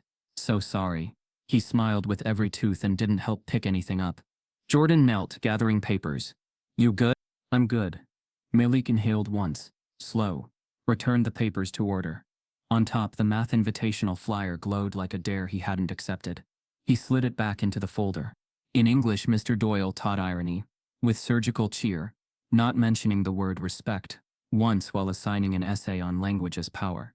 Heads turned to Malik, and then away, a strobe of attention. During group work, a girl leaned across and whispered, "For what it's worth, I thought you were like brave." She didn't wait for his thank you before adding, "But Reynolds writes hard problems for everyone." She smiled a peace-offering smile that set no term. "Both things can be true," Malik said, and went back to the paragraph he was building sentence by careful sentence. By lunch, the hallways sounded like an argument someone had divided into 1,000 mouths. A senior with an alt-news YouTube channel wandered with a lapel mic, asking students if performative disruption helps learning outcomes. A freshman wore a hand-lettered t-shirt that said math, not media. A sophomore had made buttons that read "Then stand with Malik," and passed them out by the vending machines while a security aide hovered and frowned at the glue. Outside the cafeteria, a guidance counselor Malik had seen twice in 9th grade, stopped him with a clipboard smile. "Hi Malik, we're offering restorative circles to help students process. Would you like to sign up? It's a safe space to air feelings in community." "Will Mr. Reynolds be there?" Malik asked. "If that's helpful," she said carefully. "For whom?" he asked, gentler than the line deserved. She blinked, wrote a note on her sheet anyway, and said, "My door's open," which it was, literally. He ate in the library with Jordan again. The tall windows pouring in the winter's thin light, the hush holding like a breath. Miss Ortiz rolled past with her squeaky cart, then doubled back. "Gentle reminder," she said softly, placing a folded slip of paper on the table. "The behavior code protects students from harassment. So does my space." She looked at him and after a beat, looked away, a gift of not making him perform gratitude. When she left, Malik unfolded the paper. It was a photocopy of a page from the handbook, the section highlighted that forbade demeaning commentary or behavior by staff or students on the basis of race. Someone had handwritten at the bottom, "You are not difficult for wanting what you deserve." Jordan read it, whistled under his breath. A librarian just outflanked the district. "Books," Malik said. "Force multipliers." Back in the hall, the whispers thickened. "He's trying to get Reynolds fired." A voice said, not quietly, "My brother said his mom's bringing lawyers." The word lawyers rippled like a rumor that had found its proof. "Good." Someone else said, "Reynolds told me last year that I articulated above my station. I didn't even know what station meant." "It means you didn't sound like where I put you," another voice explained. Malik felt them all in his chest, like tapping on a wall to find studs. He kept walking, steps measured, the day stretching out ahead like a bridge someone had removed planks from overnight. Between classes, a small cluster stood near the water fountain, in a tight knot of laughter, sharp, tinny. As Malik passed, one of them let a phrase drop just loud enough, "Here comes the neighborhood." The group broke into a spray of giggles that died as a teacher walked by. The words landed where words land, in the place that already hurt. Near the math wing, Coach Brooks leaned in a doorway, arms crossed, voice pitched in a grandfatherly register. "Turner," he said. "Head down, focus on your studies. Noise passes." "Some noise is the smoke alarm," Malik said. Brooks' eyes lifted like he might have almost smiled if no one else were watching. "Keep your grades up," he said instead. "That's the scoreboard that counts." "Grades didn't stop the board from becoming a stage," Malik replied. He said it without heat. It stunned more for that. In third period calculus, the sub handed out a worksheet. Reynolds had prepared. The header crisp, the school logo ghosted behind the first problem. Malik's name was handwritten at the top of his copy, in a looping script he didn't recognize. At the bottom, a note in the same hand, "Show me if you get stuck." C.R. Jordan raised his brows at it. "Now he's mentorship branding you," he murmured. Malik did the problems. His pencil bit the paper clean. Across the room, Carter raised his hand and asked if there'd be partial credit for vibes. Laughter. The sub smiled like that counted as an atmosphere check. In the bathroom afterward, two boys Malik didn't know stood at the sinks, water running, talking to the mirror more than each other. "My mom says if teachers can't be strict, kids are going to run the place," one said. "My mom says strict isn't the same as mean," the other said. She also says our neighborhood's about to be on the news for something that's not football. The first boy turned, saw Malik, and shut the faucet like it was a mic he'd dropped. On his way back, the second small act arrived. Then the third. Someone bumped his shoulder in a way you can't write up because it looks accidental from any angle. Another student slid their foot out, just enough to snag a toe. Malik caught himself and kept moving. A trio passed and one coughed a word into his sleeve. Snowflake. It didn't even make sense in context. It didn't have to. At his locker, after 7th period, he found the door defaced for real this time. Not dry erase, but black permanent marker, in block letters that tried to be neat, and didn't quite manage. Attention seeker. Under it, small and cramped, play the victim much. A jagged arrow pointed at the lock, as if the lock itself were an accusation. Malik stood very still. The noise of the hallway dimmed to a tinny echo. Jordan swore under his breath, then looked for the custodian. Jenna snapped a photo, then looked at Malik for permission and deleted it without posting. When he didn't nod, a teacher passing Miss Patel stopped, eyes narrowing. "I'll get facilities," she said, "and I'll put in an incident report." She hesitated, then added, softer, "Do you want to put your name on it?" "Will it matter?" Malik asked. "It should," she said, which wasn't the same thing. The custodian returned with solvent. He worked carefully, not scrubbing so hard it scratched the paint. The word faded, ghosted, became a gray cloud that would not entirely go. "Sorry," he said, voice apologetic, like he had failed. "Some inks want to be permanent." He patted the metal with the rag as if comfort were transferable, and moved on. Malik spun the dial, opened the locker.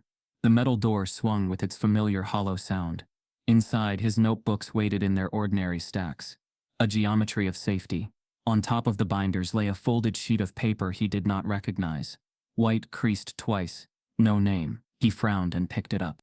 Jordan leaned in. "What's that?" "Probably another flyer," Jenna said, though her voice tipped toward brittle. Malik unfolded it. The paper was smooth, thicker than notebook stock. The kind of smooth you get from the front office copier. Not a student's printer. The message was printed, not handwritten. 4 words, bold, centered, with a small dot centered below like a period that wanted to be an I. Beneath it, a second line, smaller, "We know where you belong." The words pulled the hallway closer around him, like the building had inhaled. He read it again because some things you read twice to make them behave differently the second time. They didn't. Jordan's voice came flat. "Who put that there?" Jenna's face had gone paper white. "You can't even report this without them saying it's ambiguous." Malik turned the paper over. On the back, faint but visible when he tilted it toward the light, a smear he knew too well. Oily, translucent, like someone had set the sheet down on a surface with residue and then lifted it quickly. It left a long, shiny fingerprint across the corner. He remembered the chalk sliding in his hand, the greasy tray, the way the word respect had smudged when he first wrote it. "That's the same stuff from the board," he said quietly. Jordan looked at the smear, then at Malik. "So whoever did the chalk trick is stuffing your locker now. Or someone used the same tray," Jenna said, horror bending into analysis. "Which means access. Which means not just any kid." The bell rang, shrill and ordinary, ridiculous in its insistence that learning could continue unbothered. Students surged, a tide that jostled them while not seeing them. Malik folded the note back on its creases with the kind of care you use for something dangerous and slid it into the back of his binder.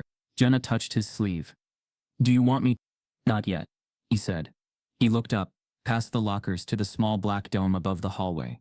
One of the school's security cameras, its red LED winking like a joke. He wondered if it recorded. He wondered who would check if it did. Jordan's jaw set. "We show your parents," he said. "Tonight." Malik closed the locker gently and spun the dial. The metal door clanged home. He breathed, slow, so slow it felt like he was teaching his lungs a new trick. From down the hall, a laugh he recognized. Carter's bounced off the cinder block. "Here comes the neighborhood," someone said again, like an echo finally catching up to its source. When Malik lifted his backpack, a second slip fluttered to the floor, thin as onion skin. He picked it up. This one wasn't printed. It was a photocopy. A cropped image, grainy but clear enough. The erased sentence from the board, caught mid-smear underneath. In neat black letters, as if from a label maker. "We saw it too. Now stay quiet." He stood with the second note in his hand, until the hallway thinned, and the noise retreated into doors. The photocopied smear from the board stared back like a bruise made visible. We saw it too. Now stay quiet. It didn't read like solidarity. It read like surveillance wearing a helpful mask. Malik folded it into the same pocket as the first, and felt both papers like stones against his ribs. At home, the kitchen table became a small war room again. Angela with a legal pad, Darren with a stack of printouts. The two notes centered between them like evidence you can't explain to anyone who didn't smell the hallway. Malik laid them flat and watched his parents' faces move through anger into a colder, more useful temperature. Angela nodded once. Someone with access. Darren traced the corner of the photocopy with his thumb. And someone who wants him to think he's watched from both sides. Malik sat, fatigue settling into his shoulders the way dust settles on a windowsill, and trying to think about math. But it's like trying to do calculus in a hurricane. Angela pushed a plate of food closer. Eat first. Then we plan. He took a bite. He couldn't taste. His phone buzzed on the table, inches from the notes. He turned it over, expecting more noise. The subject line froze him. State invitational, individual candidate invitation. The sender, the coordinator for the state-level math competition he'd seen posters for, and walked past like a promise meant for other people. He opened it. The message was warm and official all at once. Dear Malik Turner, based on your district exam performance and teacher recommendations submitted earlier this semester, we would like to invite you to compete at the State Math Invitational as an individual candidate representing Brookridge High. Congratulations. The date on the letterhead snagged his eye. It was printed the week before the classroom incident. He stared. They invited me before all this. Angela leaned in, eyebrows lifting. Teacher recommendations? Darren's mouth flattened. Which teacher submitted them? There was a second email. Time-stamped 10 minutes, after the first, this one from the school's academic competitions coordinator, CCing, Principal Halpern. Malik, what wonderful news. We're so proud. Let's meet to discuss next steps and media inquiries. This is a great chance to show the positive side of our school community. The word media flashed like a siren. Jordan texted at the same moment. Check your email ASAP. Malik replied with a screenshot. Jordan shot back. PR. But also, it's real, man. You earned that weeks ago. Angela read the invitation again. Slower. This predates everything. They sat on it. Darren's jaw shifted. Or they were waiting for the right moment to reveal it. The headline writes itself. School celebrates scholar after viral distraction. Do I say no? Malik asked, the question catching on his tongue. He didn't want to say no. He could feel the problems, their neat cruelty, their secret pleasures, like a muscle memory that asked to be used. Angela met his eyes. You don't have to reject an opportunity you earned. To make a point someone else will twist anyway. Darren took the other side. But you shouldn't be used as a shield while they duck accountability. Malik rubbed his forehead, creating a small circle of warmth. What if I say yes on my terms? Angela's mouth curved. What terms? That I compete as myself, he said, voice evening out. Not as a PR tour. No statements from me about healing the community to make them feel better. And if they push me to be quiet about Reynolds, I'm done. Darren nodded slowly. That sounds like a boundary, not a compromise. Angela reached for her phone. Then we put those terms in writing.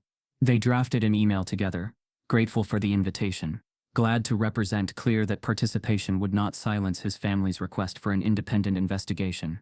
No media obligations beyond the competition requirements. Angela's edits tightened the sentences until they held like stitched seams. Darren added one line that glowed. Our son's excellence predates your crisis. Malik read it twice and hit send. Less than 15 minutes later, the competitions coordinator replied with confetti tone. Absolutely. Thrilled to have you. Quick note, our math department chair, Mr. Clay Reynolds, will serve as supervising coach for Brookridge's delegation at state this year. He's guided teams for a decade. See you at practice. The room read the name at the same time. The three of them said nothing for a beat that felt like the last second before a storm breaks. Angela set the phone down carefully, as if it were glass. Of course. Darren leaned back, a laugh with no humor pushing air through his teeth. They're going to staple you to him, and call it unity. Malik stared at the email, until the words disassembled into shapes. I can withdraw, he said, the offer choking him even as he gave it. I don't have to. Angela's hand was already on his forearm. No, You will not surrender math to him. Darren rubbed a thumb along the edge of one note, then the other. If he's supervising, it means proximity. It also means witnesses. It means he can't narrate you alone in a room. He blinked once, hard, like clearing static. It also means he may try a different version of himself, mentor costume. He's good at costumes. Malik thought of the residue on the eraser tray, the smear on the photocopy, the way Reynolds had smiled for cameras that weren't there yet. He pictured himself at a table, buzzing through problems while cold voice supervised and played neutral. The picture made his stomach hurt and his brain light up at the same time. What if part of winning, he said, is making him watch me win? On record. Angela tilted her head. On your terms. He nodded, feeling the decision land and spread. On my terms. Darren folded the notes back into their envelope. Careful, like putting a blade back in a sheath. Then we prepare for 2 tracks at once. Competition and investigation. Angela exhaled and stood. I'll email the coordinator and copy the principal. We accept under the conditions already stated. And we want a 3rd adult present during any practice sessions. Someone outside the math department. Ms. Ortiz, Malik said, the name surprising him by arriving so quickly. She sees the whole library. Angela smiled, brief and fierce. Perfect. The phone rang before she finished typing. The display showed Principal Halpern. Angela put it on speaker and set it in the center of the table like a new, smaller meeting had been summoned. Angela, Darren. Hello, the principal said brightly, voice pitched for collaboration. Wonderful news about the state invitational. Malik, congratulations. We're all very proud. Thank you, Malik said, polite but spare. I just wanted to reassure you, Halpern continued, that we'll make this as smooth as possible. No press at practices. No distractions. Mr. Reynolds is really the best coach we have. He's led teams to state finals. We read that, Angela said. And we've accepted under specific terms. We'll need an additional adult in the room. And we want written assurance that Malik's participation won't be used in any district statements about moving on from the ongoing review. A small silence clicked on the other end. Of course, Halpern said. We'll be thoughtful about messaging. Be precise, Darren said. A throat cleared lightly in the background. Likely the liaison, Halpern added. The team practice starts tomorrow after school. Mr. Reynolds has already prepared materials. I'll ask Ms. Ortiz to attend as well. Does 4 o'clock work? It works, Malik said, his voice finding the center of itself. Wonderful, Halpern chirped. And Malik? I know this has been a lot. I want you to know we see you. He let the sentence hang, then said, I'd like you to see the notes left in my locker today. Another silence. I'm sorry, what notes? Angela described them calmly. The words precise. The printout. The photocopy. The residue. We'll be filing an incident report, she finished. We expect hallway camera footage to be pulled. Of course, Halpern said. Softer now. I'm sorry that happened. We'll handle it. After the call, they sat with the quiet like friends, who had earned it. Outside, the sky had gone that flat winter white that refuses to announce evening.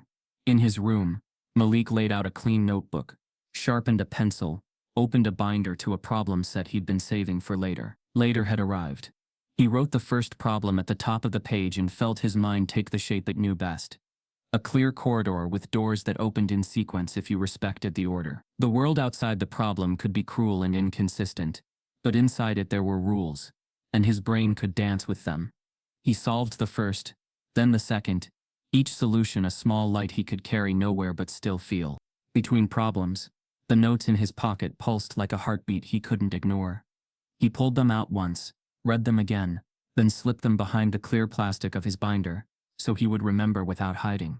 He texted Jordan, I'm doing it. State, on my turn. Jordan responded in all caps he almost never used. Let's go. Then, you need anything? Bring hearing for tomorrow, Malik typed. Then corrected to, bring ears. We document everything. Angela poked her head in the door later, with a cup of tea. You sure? She asked. Not about tea. I'm sure, he said, and he was.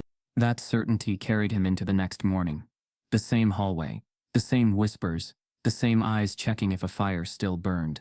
At lunch, the competitions coordinator found him. Cheeks flushed, clipboard clutched. Can't wait to see you at practice, she said. We've got a great team this year, and Mr. Reynolds has some really rigorous drills planned. Malik's spine cooled. 4 o'clock, he said. He arrived early, the practice room smelling like dry markers and old carpet. He chose a seat at the end of a long table, facing the door. Jenna had asked to sit in and was told no. Jordan waited outside with a stack of physics homework and a watch set 5 minutes fast. Ms. Ortiz appeared a minute before 4, arms full of returned paperbacks, giving Malik a nod that landed like a talisman. The door opened. Mr. Reynolds stepped in with a binder and a smile fit for a brochure.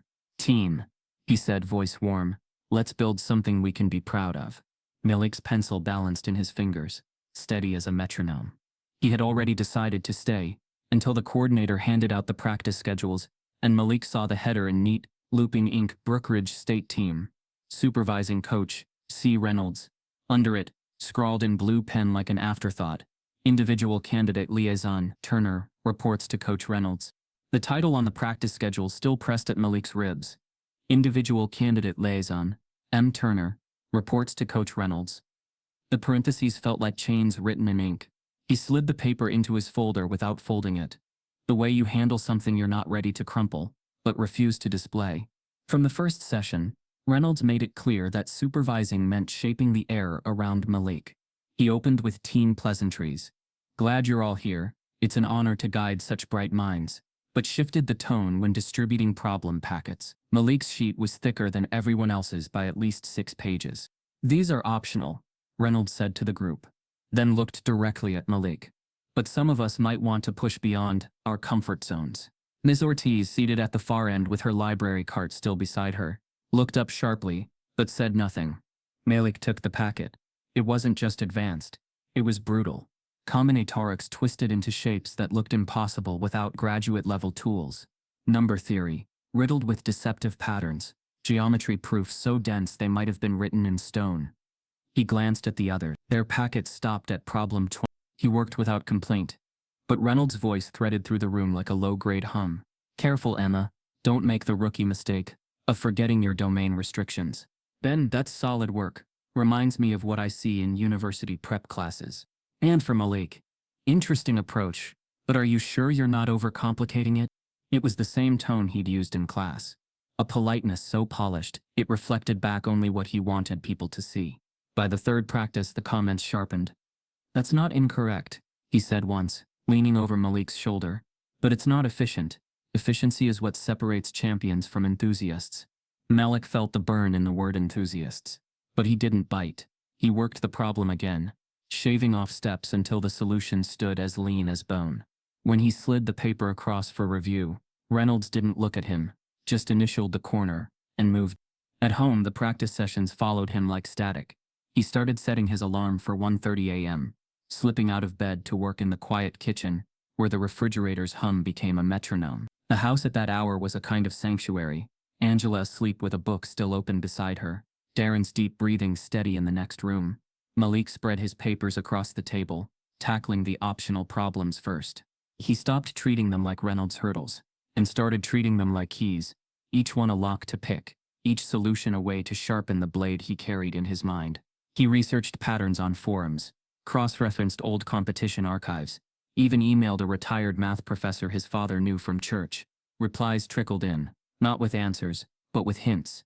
Little trails of breadcrumbs that made him double back and think deeper. By the second week, Malik had a rhythm. Survive Reynolds' gauntlet in the afternoons, build new weapons in the midnight hours.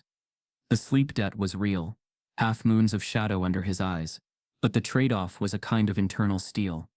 One Wednesday, Reynolds decided to make his critiques public. Midway through a timed drill, he asked Malik to solve a combinatorics problem at the whiteboard, one no one else had been given. Malik worked silently while the team watched, the numbers stacking in precise columns. Reynolds crossed his arms. He said, as Malik reached the last line. "You've arrived at an answer, but does anyone see why this is an inefficient path?"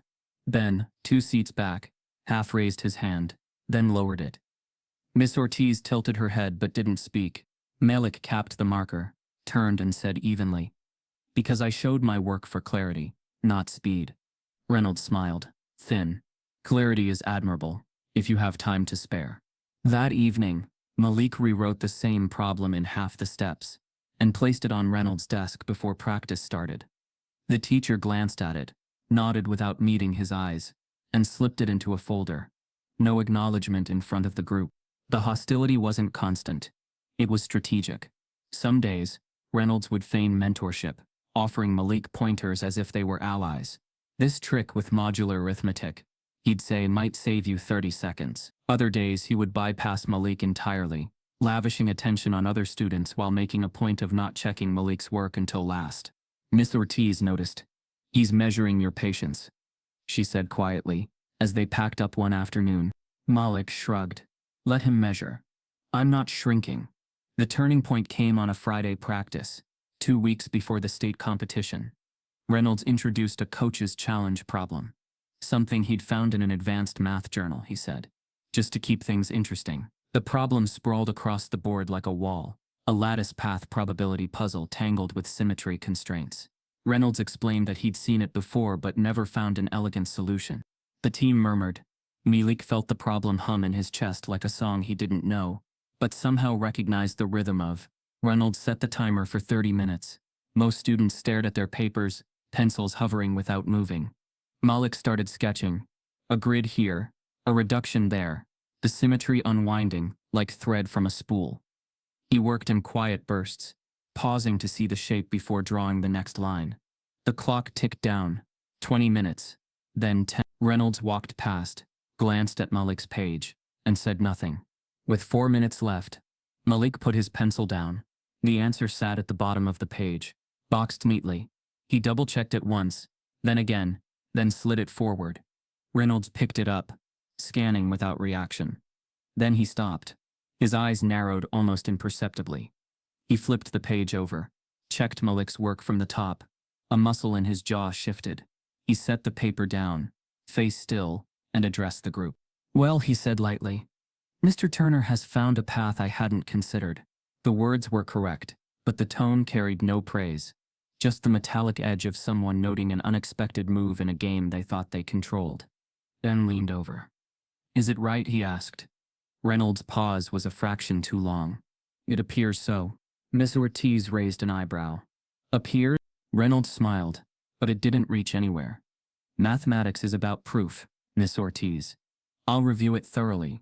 Malik sat back in his chair, meeting Reynolds' gaze, without flinching. He didn't need the validation. He had the proof, clean and airtight, in his own notebook. But he saw it then, as plain as the numbers. Reynolds' face, the careful composure thinning, just enough to show what lived under it. Resentment. That night, Malik spread the problem across his kitchen table at 1:45 a.m., writing out a second version so clear that no one could question it. He scanned it, emailed it to the entire team with the subject line, "Alternate solution, coach's challenge." No commentary, no victory lap, just the work. The next afternoon, the team buzzed about it before Reynolds arrived. "It's cleaner than the sample solutions online," Emma whispered. "Like, cleaner. Ben grinned at Malik like he'd just seen someone dunk from the free throw line. Reynolds walked in, binder under his arm, smile already fixed. "Let's begin," he said, as if nothing had happened. But Malik noticed his grip on the binder, white at the knuckles, and the way his eyes slid past Malik like he was a shadow that refused to move.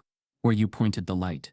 As practice ended, Reynolds handed out sealed envelopes, labeled confidential, travel details. When Malik opened his, the itinerary listed his hotel room number for the competition, directly next to Reynolds. The envelope crinkled in Malik's pocket. The whole bus ride, like a small sealed decision. Room 512, Turner. Room 513, Reynolds. He had shown it to Miss Ortiz. When they loaded their bags under the coach, she'd pressed her lips, then marched to the coordinator's clipboard and requested a change for student comfort. The hotel said they were full. "It's only one night," the coordinator chirped, as if proximity were a neutral thing. Miss Ortiz took the seat across the aisle from Malik and angled her shoulder outward like a doorstop against whatever might try to close. The highway unspooled, gray and winter flat. The team murmured in spurts, Ben quizzing Emma on number theory, 2 sophomores arguing about whether lunch at the venue would be edible. Reynolds sat 3 rows up, binder open, pen circling problems as if ink could make time obey him. Malik stared at his own notebook without reading, hearing instead the steady percussion of his father's voice from another year, another car. When the world gets noisy, pick one thing to look at. Not two. Not three. One. Hold it until your hands remember how to keep it. At a rest stop, Malik texted his parents a photo of the hotel itinerary and added, "We asked to change rooms. No luck. Ms. O is with us." Angela's reply came fast. "Stay with the team at all times. We're an hour away if you need us." Darren followed with one sentence that hit like a small, firm hand on his back. "Your work will be louder than his shadow." The venue was a civic center that smelled faintly of floor wax and old victories. Banners from past competitions hung in the atrium. Teams smiling, hands stacked, the year stamped under each photo like a deserved crown. The lobby pulsed with a different kind of math check-in lines. Volunteer lanyards, parents and windbreakers tallying kids like inventory. Brookridge, a volunteer called, and their team shuffled forward to pick up name badges and map packets. Malik's badge bore Turner, individual in block letters. He clipped it on. A woman with a clipboard glanced at the list and smiled just to the left of him. "First-timers get nervous," she said to no one in particular. "Some students from certain districts aren't used to this level of rigor." A man beside her, mid-40s with a coach's jacket zipped to the sternum, chimed in, "We try to make it welcoming, but you can't lower standards." His eyes slid over Malik like a scan that didn't need to stop. Ms. Ortiz stood an inch closer to Malik, not speaking, her silence an annotation. In the hallway leading to the auditorium, the air turned to the specific cold of large rooms designed to hold applause. Students flowed around them in jerseys and blazers and carefully messy hair. The chatter bright and caffeinated. A boy with a Letterman jacket from a magnet school eyed Malik's badge and smiled without warmth. "Individual, huh? Brave," he said. "Or stubborn." His friend snorted. Reynolds arrived at Malik's shoulder as if he'd been there all along. "We focus," he said softly, like a confidant. "Ignore the noise. You know what's real." He said it like he invented the lesson. They assembled in the competitors' room, long rows of tables, each place set with a test packet face down, a single sharpened pencil, and a small paper cup of water. The proctor explained the rules. No phones, no talking, no leaving until time. "Write your answers boldly in the provided spaces," she added, eyes flickering from face to face, lingering on the back rows, then flitting away. Malik took his seat in the third row, aisle seat, the way he liked. One edge open, one edge anchored. Miss Ortiz waved from the observer's glass panel, with a look that said, "I'm here, and also I'm not moving." Outside the glass stood a formation of parents and coaches, their breath fogging the pain with commentary. Reynolds found a place beside a cluster of coaches and crossed his arms, posture neutral as marble. The proctor told them to begin. The first page felt like a handshake he knew. Clean algebra, nothing sneaky. Malik's pencil traffic was smooth, highway speed. The second page held an ugly trigonometry bite. He saw the trap inside the angle and moved around it. He lost 30 seconds to a moment of doubt and flashed on Darren's voice. One thing to look at. He chose the identity, wrote it, and the problem folded. Halfway through, a cough from the back row sounded like a smothered laugh. A boy muttered, "They put the lottery questions in the front for the public schools." The proctor shot him a look. The boy smiled at his paper like innocence in a yearbook. On page 7, the problem was so exquisitely mean, he could almost admire it. A recursive function masquerading as a sum, the kind that dared you to brute force it and waste precious minutes. Malik saw the pattern's trick in the negative space and felt the tiny click of a lock giving. He boxed the answer, felt his breath smooth out. Outside the glass, a man with a program pointed at Malik and said something to a woman whose mouth tightened.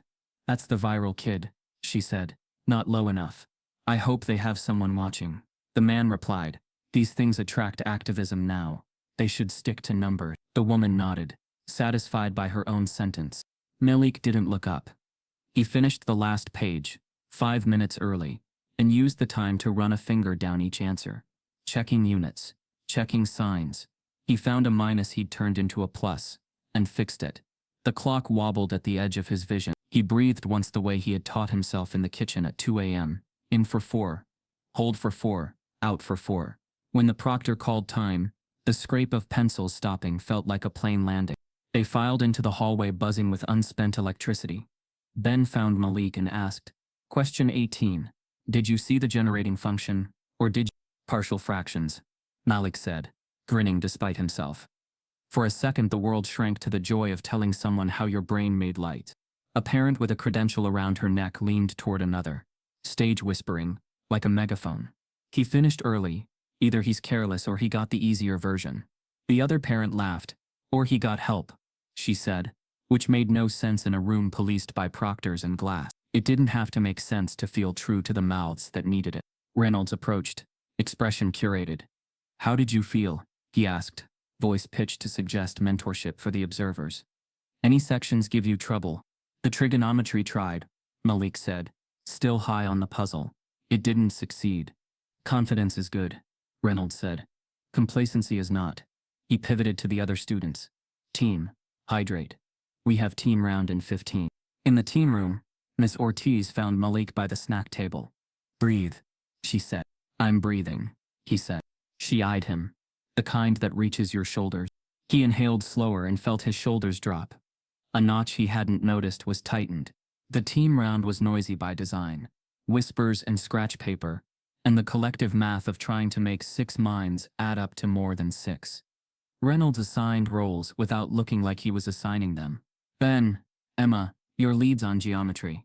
Malik, check algebraic reductions. It was a demotion masked as delegation, placing Malik in the shadowy task of verifying lines, while others wrote the headlines.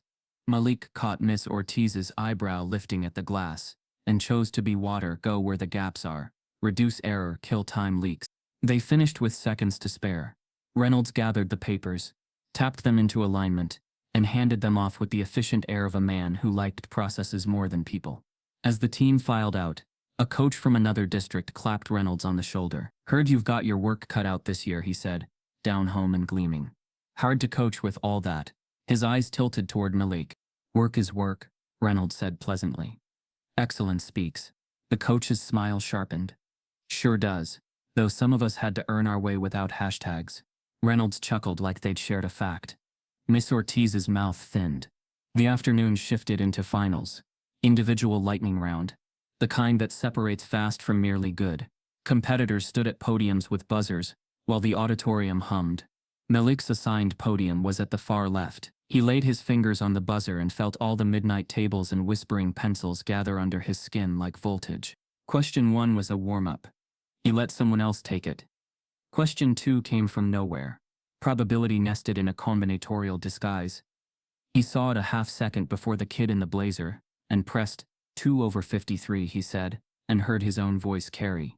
Correct. A flicker of applause. The blazer kid looked over, assessing, then smiled with his teeth. Questions fell in a staccato rhythm.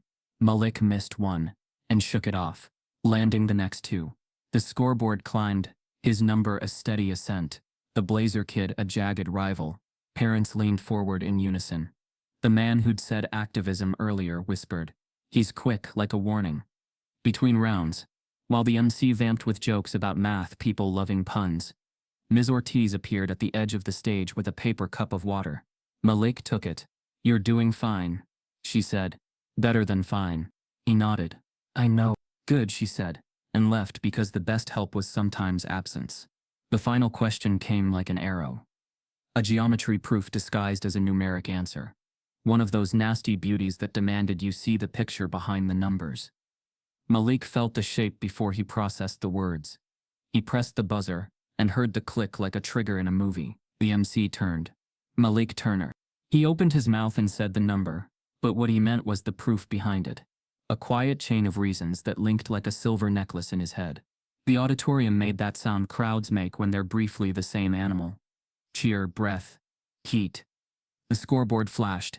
Malik's number didn't just climb, it slid past the blazer, kids by a margin that felt like a fact you could sit on. The MC lifted both arms, delighted. And with that, our individual champion, Malik Turner from Brookridge High. For a second Malik just stood there. Applause hit him like a soft wave. He could see his father's phrase in the far distance, pick one thing to look at, and he picked the shape of a circle on the final slide, the one his answer had broken and rebuilt. It steadied him more than the clapping did. He stepped forward into the lights. Hands reached from everywhere. The MCs, the program directors, a state official with a sash of school colors. He shook them all. Cameras found angles. Miss Ortiz clapped like someone who'd read every draft and loved the final chapter more because she knew the edits. At the edge of the stage, Reynolds waited. Posture textbook. His face was the portrait again, arranged to contain nothing. Malik turned toward him, hand out, not because he needed it to be taken, but because his body had been taught to offer in moments like this. He held it the way you hold a bridge. Reynolds looked at the hand, then up to Malik's face, then past him to the cameras. The moment stretched, thin as wire. He adjusted the stack of certificates in his arm and shifted his weight by an inch. He did not lift his hand. The MC's smile hiccuped in a way only a few in the front row noticed. The Blazer kid blinked. Miss Ortiz went very still. In the second before anyone smoothed it over, the room changed temperature. Reynolds stepped past Malik, toward the microphone, leaned in as the applause tapered, and said bright enough for the auditorium, but aimed like a pin. Congratulations to all our competitors, especially those who achieved mastery, without turning the classroom into a stage. The sentence left Reynolds' mouth like a polished needle, and for a beat the auditorium didn't know it had been pricked. Malik heard the words stage echo against the rafters, then fold itself into the applause as the MC pivoted with professional grace. Another round for our champion, and the band in the corner struck a cheerful vamp that sounded tinny in the new air. Malik held the certificate in both hands and looked straight ahead, chin level, the way his father had taught him to walk past men who wanted him to trip. He found Miss Ortiz near the footlights. She gave the smallest shake of her head. Don't let him name this moment, and clapped like clapping was a language. A camera flash popped from the aisle. Then another. A volunteer in a maroon blazer motioned students into formation for the official photo. Winners in the front row, coaches behind, a pastel banner stretched by two exhausted teenagers that said, State Math Invitational.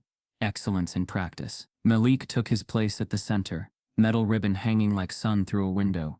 Reynolds took his place not behind him but off to the left, angled 3 degrees away as if his body were a compass that refused to point north. Smile, the photographer sang. Everyone. Malik did. It wasn't victory bright. It was quiet and whole. The shutter winked.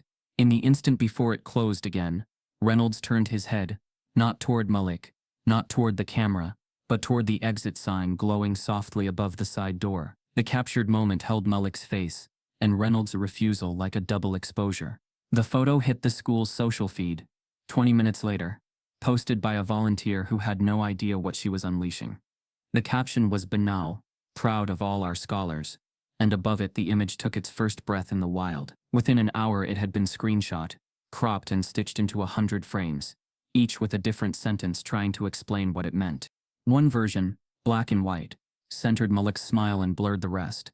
Dignity in white letters over the image. Another circled Reynolds' averted head in red. Look away if you can. Someone paired it with the clip from room 204, placing them side by side, chalk dust under one, a medal under the other. 2 panels in a story that had always been one.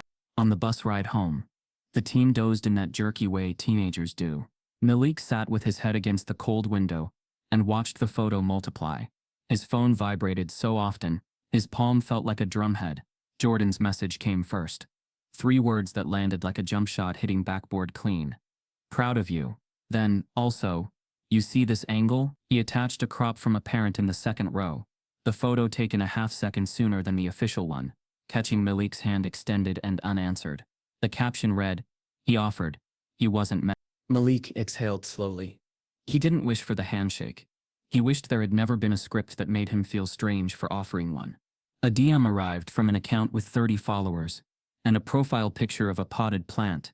My son was there. He said you were kind. That mattered more than numbers today. Another message from a teacher in Ohio. Showed my class the photo next to an old civil rights image. We talked about bodies telling truths. Mouths try to deny. Thank you for holding your posture. A troll wrote. Smile now, victim later. Malik didn't answer any of them. He let the words braid and separate in his pocket. By the time the bus pulled into the hotel lot to drop off the second coach, the photo had outgrown the school's caption. A local journalist tweeted it with the line, sometimes the story writes itself. A columnist quote tweeted with, another teacher training we didn't pay for. The pushback arrived in its usual uniforms. Cherry-picked. Frame job. Get a grip. It's just a photo. Underneath those quieter voices, I've seen that look my whole life. Malik's parents met them back at school when the bus returned, both of them in coats they hadn't planned to wear at midnight. Angela hugged him tight enough to knock something loose in his chest. Darren pressed his forehead to Malik's for a second, then stepped back, studying his son's eyes like they were coordinates. "You were steady," Darren said softly. "I think I was." Miss Ortiz stepped into the circle, her tote bag crooked against her hip. "He wasn't simply steady," she said. "He was precise." Reynolds disembarked last. Binder clutched like a life preserver. Cameras that hadn't been there when they left were here now. 2 local stations. A reporter with glasses too big for his face. A frat energy podcaster whose mic had a logo designed for yelling. A woman with a press badge asked Reynolds, "Coach, what does this win mean for your program?" Reynolds' smile was back, unruffled. "It means the work speaks," he said. "It means when classrooms aren't politicized, students thrive." "The photo?" the woman asked, quick as a dart. He glanced toward the flashes. "A photo's a photo," he said. "We teach math." The next morning, the photo crossed an invisible river. A national outlet ran it on their site under education, with a simple headline, "The Hand That Didn't Meet." Another, more cautious, filed it under culture, "What we see when we look away." A local radio host sneered, "So now not shaking hands is racism?" A pastor wrote on Facebook, "Sometimes sin looks like omission." The comments burned and blessed in equal measure. Angela's phone rang through breakfast. A newspaper wanted a quote. A podcast popular with teachers wanted Malik to join a roundtable. An education nonprofit asked if they could repost the photo with a link to a scholarship fund they were starting for Black STEM students. Darren answered each with their family's new sentence, "We are considering requests, but we will not be used to absolve institution." Malik sipped orange juice that tasted metallic and watched the photo travel like a story he couldn't tuck in.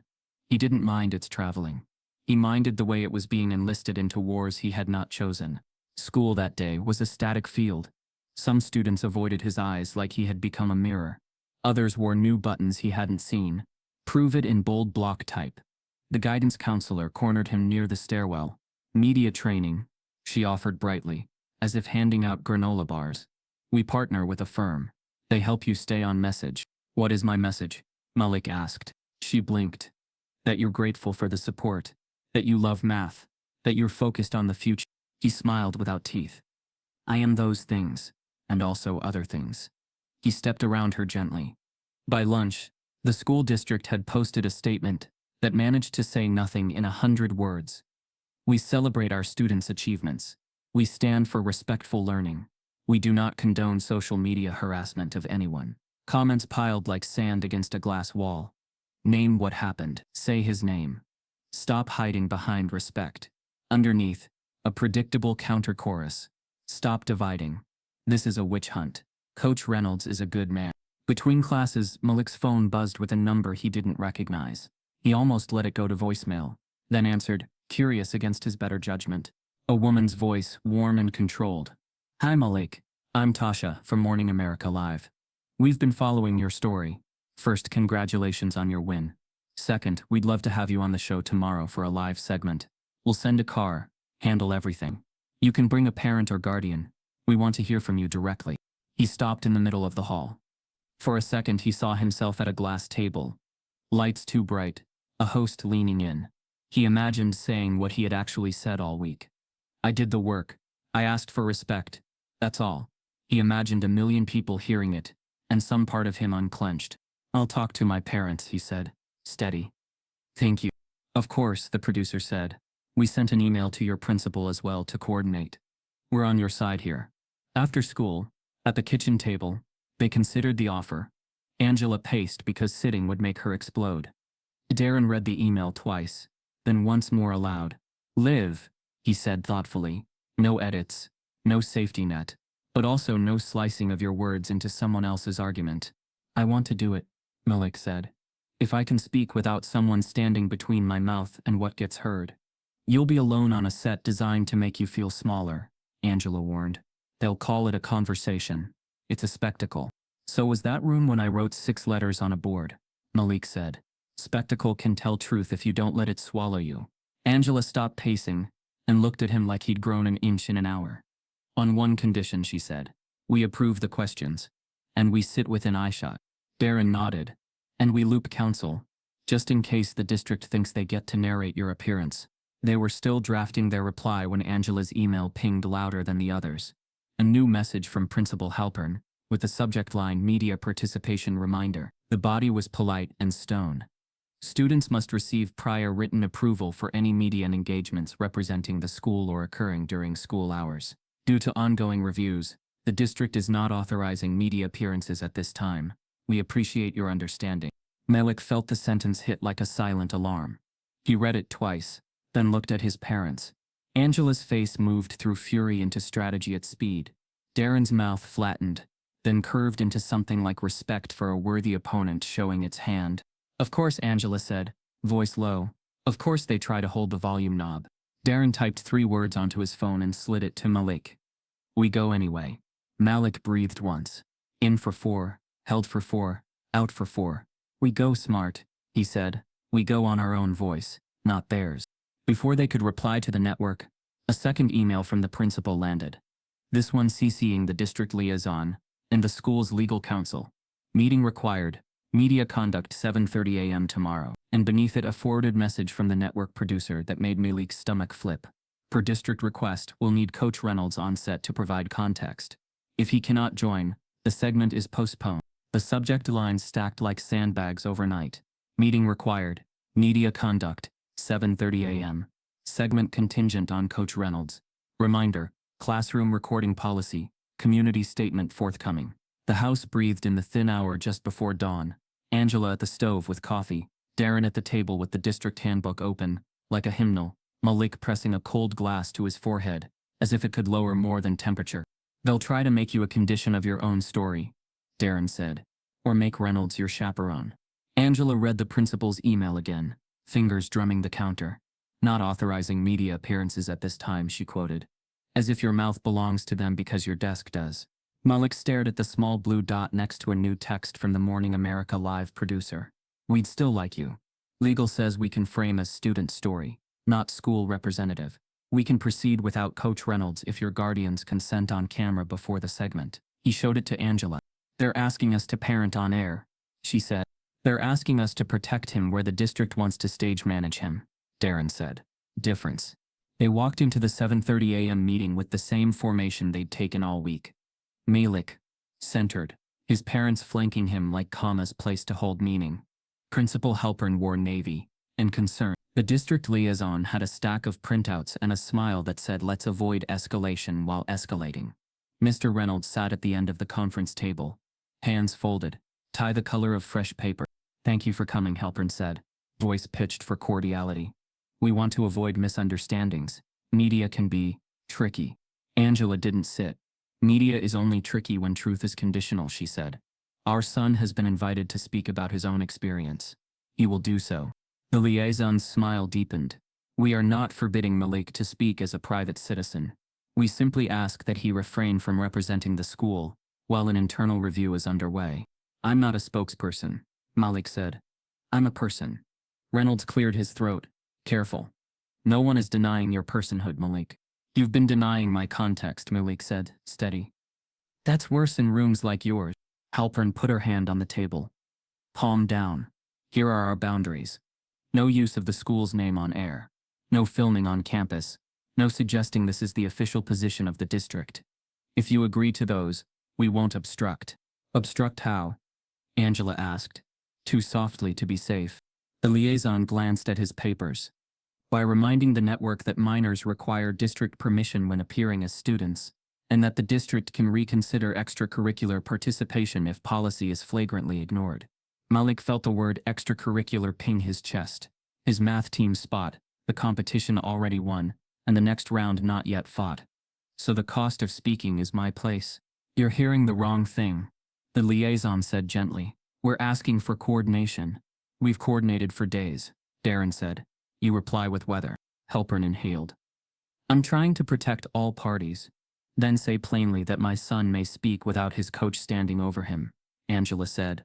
On air or off. Reynolds interlaced his fingers. I don't need to stand over anyone, he said. If the network insists I join, it's so there can be balance. Balance isn't a person, Malik said. It's a word you use when you don't want to say wait. The room held its breath. The liaison finally nodded, as if conceding a chess piece he hadn't planned to lose. If his guardians consent on camera, we won't interfere, he said. But we expect professionalism. Angela's mouth tightened into something like victory surrendered because it wasn't the win she wanted. We'll be professional, she said. You be accountable. They left at 8:04. By 8:20 they were in a rideshare heading downtown. The city slush gray and blinking. Malik in a clean sweater, and the medal in his backpack. Not to show but to remind himself of what his hands could make. Angela had called the youth advocacy group they'd spoken to earlier in the week. An attorney named Sarai Wynn would meet them at the studio as a friend. Not a lawyer, another comma that might hold meaning if the sentence tried to fall apart. The studio was colder than it looked on television. Everything gleamed. Glass tables, white couches, the synthetic sunshine pouring from expensive lights. A woman with a headset and kind eyes ushered them down a hall, lined with framed magazine covers. We'll do consent on camera with mom or dad, she said, 30 seconds before the segment. No surprises. We will not have Coach Reynolds on. We've emailed the district to say guardianship supersedes school policy in this context. Your legal team okay with that? Darren asked. She smiled. Our legal team understands moments. They waited in the green room painted a soothing shade that had probably been tested on focus groups. A bowl of fruit sweated under the lights. A smaller TV showed the live feed with sound off. The host laughing with a fitness influencer, doing lunges. Sarai Wynn slipped in, a black woman in her 30s with a textured blazer and eyes that measured the load before she lifted it. I'm here as support, she said to Angela and Darren, offering both hands. No retainer, no advice on the air. But if anyone tries to corner you with process, I'll be close enough to clear my throat. She turned to Malik. You go. He surprised himself by nodding. I know what I want to say. Then say it like you're the only person who can, she said. The producer popped in, headset skewed. Quick update, she said. We have a second guest joining by video for the last minute. Dr. Ava Ricks, now at Stanford Brookridge alum. She reached out early this morning after seeing the photo. Says she had experiences with this teacher she's ready to discuss publicly. We didn't book Coach Reynolds for response. That's our call. Angela blinked once. Unexpected, she said. Truth likes company, Sarai murmured. They mic'd Malik and Darren, who would give on-air consent, and walked them to the edge of the set. The host, Tasha from the phone, stood at the table with a stack of cards, smile bright but eyes serious. Breathe, she mouthed. Malik did. The lights warmed his face, and the city beyond the glass looked painted on. We're back, Tasha said to the camera, voice sliding into its broadcast key. And now, some of you have seen this photo. The screen behind her filled with the image that had rewritten their week, Malik in front. Steady, Reynolds, looking away. The student at the center, Malik Turner, won a state math championship just days after a classroom moment went viral. His district asked him not to speak while they review. His family believes otherwise. Malik is here with his father, Darren Turner. Thank you both for joining us. Thank you for having us, Darren said, low and formal, and then, we consent to our son speaking as himself. A small chorus of clicks in the control room. A consent on tape. Tasha turned to Malik. Malik, she said gently. In your words, what happened? And why are you here? Malik looked into the black circle of the camera lens, and let it be an eye that wanted truth. I'm here because I did my work, he said, and I asked for respect. In my classroom, a teacher made a joke that used, where I belong as a punchline. I erased it. I wrote a word. Then I solved the problem. The video made noise, but the noise tried to turn the word into the story. The story is that I shouldn't have to prove I'm a person before I prove I can do math. Tasha didn't interrupt. She let the sentence land. Some say the photo is just a moment, that we're reading too much into a turned head, she said. What do you see when you look at it? I see my posture, Malik said, and I see avoidance. Both are choices. One I'm responsible for, one I'm not. You kept competing, Tasha said. You won. I love math, Malik said simply. It loves me back in a way that's fair. I didn't want what happened to make me trade that for anger. You've received both support and ugliness online, Tasha said. What do you want from the adults around you? Teachers, administrators, the district. Honesty, he said, not euphemisms. If something is racially biased, say it. If students report patterns, listen. If you make a mistake that hurts a kid, don't say you're sorry they felt hurt. Say you're sorry you did harm. That's how you move. On the monitor, the photo faded into a split screen, with a clip from room 204, the white word on the blackboard. Malik's back, the humming quiet. Tasha shuffled her cards without looking down.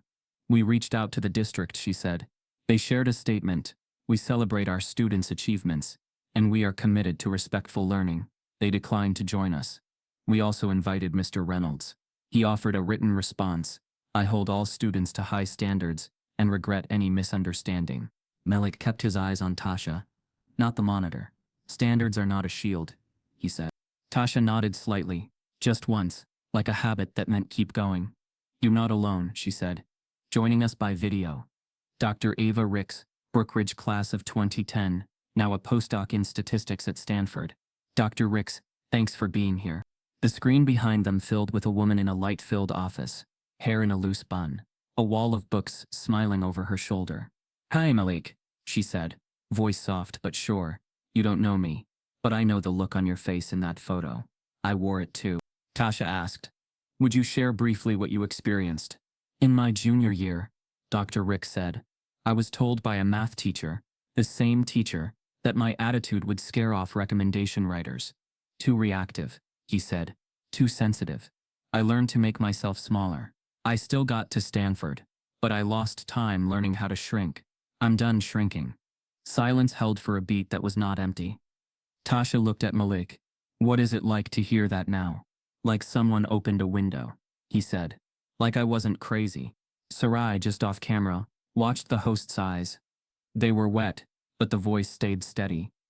We'll give the district the last word if they want it, Tasha said, meeting the rules of her job. Malik, last question to you. What do you want for the students coming behind you? A class where writing respect isn't a spectacle, he said. Where a teacher who makes a mistake says so into a mic, not into a hallway. Where the first story about a black kid who loves math is that he loves math. Tasha smiled in that way hosts are taught to reserve for moments that shift something more than ratings. Thank you, she said, for your posture and your precision. She turned to the camera. We'll be right back. The red light on the camera blinked off. The set exhaled. Tasha squeezed Malik's hand with a quick pressure that meant bravo, and also sorry. The producer appeared with tissue for no one in particular. Dr. Ricks was still on the screen, waving. Malik waved back. In the green room, Sarai let out a breath like she'd held it through an entire inning. You controlled your frame, she said. That's rare. Angela pressed Malik's cheeks in her palms and kissed his forehead, careless of makeup. Darren hugged him with a careful, hard joy. The producer poked her head in again, eyes bright. Just so you know, she said, the segment is charting. People are using your words, not the district's. The line about not trading love for anger. It's already being quoted. They made it home through a rain that had decided to practice. The house felt warmer than it should have. Miss Ortiz texted a screenshot of the network's tweet. Standards are not a shield, she added. Proud librarian noises. Jordan sent 6 celebratory messages and 1 practical one. School is going to be salty. Prepare. Preparation arrived as if summoned. An email from the district landed at 4:12 p.m. Notice of review. Possible extracurricular suspension pending policy compliance. It couched its threat in process and temporary. It seized everyone whose signature block included the word superintendent. Angela forwarded it to Sarai with 3 words. We were ready. Another email followed at 5:03 p.m. This one not from the district. The subject line was clipped precise. Inquiry, representation and investigation. Malik opened it on the couch with socks damp from the doormat. Dear Mr. Turner, it began. We watched your interview today. We also reviewed publicly available materials regarding your case, including video, district statements, and prior accounts from students. We believe there are significant issues of racial discrimination and retaliation under Title VI and state law. Our firm is prepared to represent you and your family pro bono in seeking an independent investigation and appropriate remedies. If you are open to a conversation, please reply or have your guardians contact us. Respectfully, Hollison Wynn, Civil Rights. He blinked. Wynn? He read aloud. Angela looked up. As if Sarai's last name hung in the room like a bell at the moment. Before it rings. Before Malik could say anything else, a second email slid into the inbox from a different address. Same firm. Subject, formal preservation letter. Brookridge Unified School District. The preview pane showed the first line. To counsel for the district, preserve all records, including internal emails, texts, and security footage related to Mr. Turner and Mr. Reynolds. The preservation letter landed like a thunderclap. The district had been pretending wasn't in the forecast. By the next morning, whispers rippled through Brookridge High's staff lounge. Quiet clicks of phone screens, emails marked confidential. The sudden hush whenever Miss Ortiz walked in. In Malik's house, though, the air was taut in a different way. Angela had already printed the letter on thick paper, slid it into a plastic sleeve, and pinned it to the corkboard in the kitchen like a war map. Darren kept reading it aloud in short bursts, as if saying the words again would reinforce the wall they were building. Sarai Wynne arrived that evening, not as a friend anymore but as lead counsel. She dropped her leather case on the dining table and pulled out a laptop covered in case sticker badges, each one a scar of a fight she'd already won. We're filing under Title VI, Racial Discrimination in Education Programs Receiving Federal Funding, and Retaliation, she said, scanning Malik's face to make sure the words didn't just sound like paperwork. It's about more than the moment on that stage. It's the pattern, and patterns leave trails. Malik leaned forward. You think there's proof? Sarai smiled thinly. In my experience, the proof is always there. The question is whether the people who have it are ready to stop being afraid. She started with the easy pieces. Public records requests for past disciplinary reports, personnel files, parent complaints.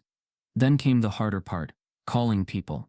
That's when the past started walking out of the shadows. The first call was to Dr. Ava Ricks, still riding the current from her TV appearance.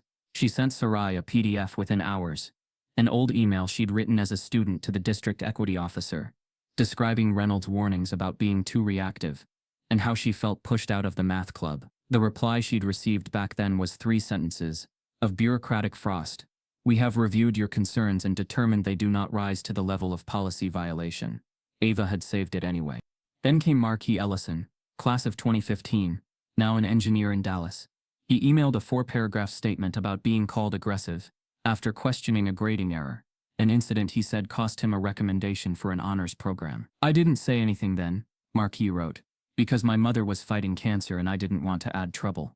But I've been waiting for someone else to name it out loud. A sophomore named Kendra Mills sent a trembling voice memo, describing how Reynolds had once told her she'd do better in group projects if she smiled more. After she challenged a teammate's math error, her mother, still furious, dug out the meeting notes from the guidance counselor that described the event as a misunderstanding. By the end of the week, Sarai's spreadsheet had a column labeled pattern. Every row had dates, names, and a specific phrase Reynolds had used. Too sensitive, too aggressive, overreacting, not fitting in. The words changed shape, but never nature. This isn't just about Malik, Sarai told the Turners on the 5th night.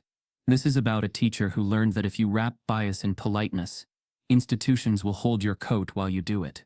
Angela's voice was tight. And how many coats have they held for him? The district's response came faster than expected. A formal letter from their counsel insisted that Mr. Reynolds has served with distinction and that isolated complaints over a 15-year career do not establish a pattern of unlawful discrimination. It was signed by William Krause, a name Sarai didn't bother hiding her distaste for. Krause is a fixer, she told Malik. High-profile defense in public sector cases. Known for 2 things, stalling proceedings and flipping narratives, so his clients look like martyrs. Martyrs? Malik said, incredulous. Sarai nodded. You watch, he'll frame this as an attack on a dedicated educator. That's his playbook. The next week, the first past student went on record to the press. Ava, this time in an op-ed for the San Francisco Chronicle. She wrote about microaggressions with measurable impact, and how she'd lost years of confidence in her own brilliance. The piece lit up online. Comment sections turned into archives of other quiet harms. This man taught me too, one comment read. Same story, different year. It was enough to make local TV stations circle back. A reporter cornered the superintendent in the parking lot and asked if the district had ignored repeated warnings. The clip ran that night with the superintendent's tight smile and 5 words. We are reviewing our records. Inside Brookridge High, the walls felt thinner. Some teachers looked Malik in the eye for the first time all year. Others, mostly older, avoided him entirely. Miss Ortiz began walking him to class, not because she thought he needed protection, but because presence was its own statement. Meanwhile, Krause started his counteroffensive. He appeared on a local morning show, praising Reynolds as a mentor who challenges all his students to excellence, and dismissing Malik's claims as a difference in perception. He didn't say Malik's name, but he didn't need to. The subtext was a blueprint: keep it abstract, avoid details, and always appear more reasonable than the opposition. Sarai was ready.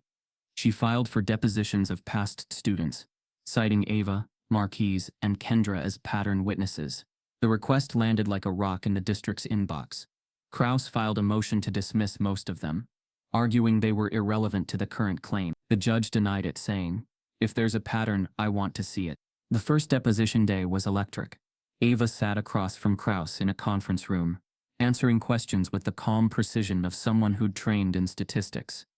Every time Krause tried to box her into a single yes or no answer, she would pause, then answer with full sentences. Malik sat in the corner, allowed to observe, watching history open its mouth for the record. By the third deposition, Sarai's binder was thick enough to stand on its own. She leaned across the Turner's kitchen table one night, tapping a page. "This is how cases are won," she said. "Not by the one big thing, but by the hundred small ones you can't ignore once they're all in the same room." The district offered a settlement before the formal complaint was even filed. Tuition for Malik's college, a quiet reassignment for Reynolds, and a mutual non-disclosure agreement. Darren read it once, slid it back across the table, and said, "No." Malik didn't even touch it. 2 days later, the court set a date. The Turners were officially plaintiffs, the district and Reynolds defendants. The case was scheduled for the spring term, just far enough away for everyone to dig in. When Sarai called with the news, Malik was at the library with Jordan, reviewing calculus problems. "We're going to trial," she said. "Circle April 10th. Malik's pencil stilled over the paper. He wasn't afraid. Not exactly, but the weight shifted in his chest. "Okay," he said. That night a news alert lit up Angela's phone. Veteran educator hires high-profile attorney in discrimination case. The attached photo showed Reynolds outside a brick law office, shaking hands with Krause, both of them smiling like the cameras were old friends. The caption read, "We will fight to clear his name." Angela handed the phone to Malik. He studied the image for a moment, then handed it back without speaking. Darren broke the silence. "Looks like they're ready for a fight." Malik's eyes didn't flinch. "So am I." An hour later, Sarai forwarded them a leaked memo from the district's legal team. The subject line was a single word: strategy. The first bullet point read, "Discredit key witnesses by framing complaints as personal vendettas." The second, "Leverage social media history to portray plaintiff as politically motivated." And the third, underlined twice, "Shift narrative to attack on teacher integrity before trial begins." The courthouse smelled faintly of varnish and old paper, the kind of scent that felt permanent. By the time Malik stepped through its doors on April 10th, the wood-paneled hallways already hummed with quiet speculation. Journalists murmuring into recorders, attorneys straightening ties, deputies standing with arms folded like punctuation marks at the end of a tense sentence. He walked between his parents, the marble floor clicking beneath their steps. Sarai carried her trial binder close to her side, the color-coded tabs like battle flags. "Remember," she said without looking at him, "truth doesn't shout, it stands where it is and waits for the noise to exhaust itself." Inside the courtroom, the air was cooler, the light more muted. The jury sat in 2 rows, their faces unreadable but attentive. On the defense side, Krause occupied his chair with the relaxed posture of someone who had argued in 100 rooms like this, and expected to win 90 of them. Reynolds sat beside him, in a charcoal suit, eyes forward. Opening statements set the tone. Sarai's voice was measured, never theatrical. She spoke of patterns, dozens of moments across years, and how harmless jokes became tools to mark certain students as less. She didn't linger on the viral photo until the very end, when she let the image appear on the overhead screen. "This," she said, "is what it looks like when a young man stands in his own dignity, and the authority meant to foster that dignity turns away." Krause countered with the ease of someone reciting from a well-worn script. He painted Reynolds as a rigorous mentor, who refuses to coddle any student, regardless of background. He accused Malik's legal team of weaving perception into persecution, and implied the lawsuit was fueled by outside activists seeking a cause. His final line was a warning to the jury: don't confuse discomfort with discrimination. The first days were a slow build, past students testifying, some nervous, some fierce. Eva Ricks took the stand with the composure of an academic defending a thesis, her voice never rising even when Krauss tried to box her answers into single words. Marquis Ellison's testimony cracked only once, when he described going home at 17 and telling his mother he might never be good enough in the eyes of his teacher. Each time Krauss attempted to chip away at credibility, suggesting misremembered details, misinterpreted tones, Sarai redirected with precision. So, she would say, "You're not disputing that the statement was made, only how it was received." Krauss would confirm, and Sarai would let the pause do the work. By the fifth day, the jury had heard every witness but Malik. That morning, as the bailiff called his name, the room stilled. Malik walked to the witness stand in his best shirt, the medal from the competition nowhere in sight. He placed his hand on the Bible, swore to tell the truth, and sat with his back straight, as if his father's voice was still somewhere behind him saying posture is language too. Sarai began softly. "Malik, tell the jury what happened in math class that day." He spoke plainly, his sentences unadorned. The chalk squeal, the challenge framed as a joke, the word he wrote before solving the problem. He described the laughter, not as a roar, but as a sound that cut through his chest one thread at a time. "And why did you write respect?" Sarai asked. He looked at the jury, not her, because that was the only answer that mattered more than the math. Krauss rose slowly for cross-examination, one hand in his pocket. His tone was almost conversational. "Malik, you've been called a high achiever your whole life, correct?" Yes. "And you're aware that sometimes high achievers are teased by peers, and even challenged by teachers to push them further?" "Challenged, yes," Malik said. "Humiliated, no." Krauss smiled faintly. "Humiliation is a feeling, isn't it? Not a fact. It's a fact when the intent is to make someone small," Malik replied, his voice steady. Krauss tried a different angle. "You've been active on social media since this incident, correct? Speaking about racial justice, education, systemic issues." "Yes." "And would you agree that you've become something of an advocate?" "I'd agree I've become honest in public," Malik said. "That's different from seeking a spotlight." Krauss leaned on the podium. "Some might say you've turned a classroom misunderstanding into a national platform. Could it be that you—" Sarai was on her feet. "Objection. Argumentative. Sustained," the judge said. Krauss shifted but pressed on. "Mr. Turner, did you ever consider that Mr. Reynolds' behavior toward you was simply part of his high standards for all students regardless of race?" "I considered it," Malik said. "Then I saw how often his standards landed on students who looked like me." There was a faint stir from the jury box, a shifting of weight, an exchange of glances. When Sarai returned for redirect, she didn't rehash the incident. She asked Malik one question. "What do you want from this case?" "Not revenge," he said. "Just a classroom where the next kid doesn't have to write the word first before he's treated like he belongs there." By the time he stepped down, the air felt heavier, as if the truth had its own gravity. The final witness for the plaintiffs was Ms. Ortiz. She described her vantage point, in the classroom, her own attempts to address subtle bias with administrators, and the resistance she'd faced. "It's not about whether he teaches well on paper," she said, glancing toward Reynolds. "It's about what kind of soil he grows certain students in. Some get sunlight, some get shade." The defense presented its case next. Krauss called fellow teachers who vouched for Reynolds' rigor and fairness. A former student, White, now in grad school, testified that Reynolds had been tough but transformative. Krauss tried to use these voices to create a mosaic of balance. But the turning point came during Reynolds' own testimony. He repeated his familiar lines. No intent to harm, equal expectations, regret for misunderstandings. Under Sarai's cross-examination, though, the rehearsed rhythm faltered. She projected a slide showing the spreadsheet of prior complaints, names, years, phrases. "Do you recognize these?" she asked. "Not all of them," Reynolds said carefully. "Do you dispute that the words too sensitive, overreacting and aggressive appear repeatedly in your handwriting and student records over the past 15 years? I may have used those terms. And how many of those entries are for white students?" Reynolds hesitated. "I don't have that breakdown." "I do," Sarai said, clicking to the next slide, a pie chart, with a sliver of white and a sea of color. "Would you like me to read it to you?" Krauss objected to the theatrical nature of the exhibit, but the judge overruled. Reynolds shifted in his seat. "Context matters," he said. "Exactly," Sarai replied. "And the context here is a pattern." By closing arguments, the room had the tautness of a bowstring. Sarai spoke last. reminding the jury that discrimination was rarely shouted. It was often whispered, coded, or wrapped in professionalism. The question, she said, is not whether Mr. Turner can do math. He proved that the day he wrote 6 letters before any numbers. The question is whether we allow authority to decide which students deserve dignity, and which must earn it. Krause's final plea was to resist turning a good teacher into a villain for doing his job. He warned that a verdict against Reynolds could open the floodgates to frivolous claims based on feelings. When the judge dismissed the jury to deliberate, the clock read 4:12 p.m. Malik sat between his parents at the plaintiff's table, his hands folded to still the tremor in his fingers.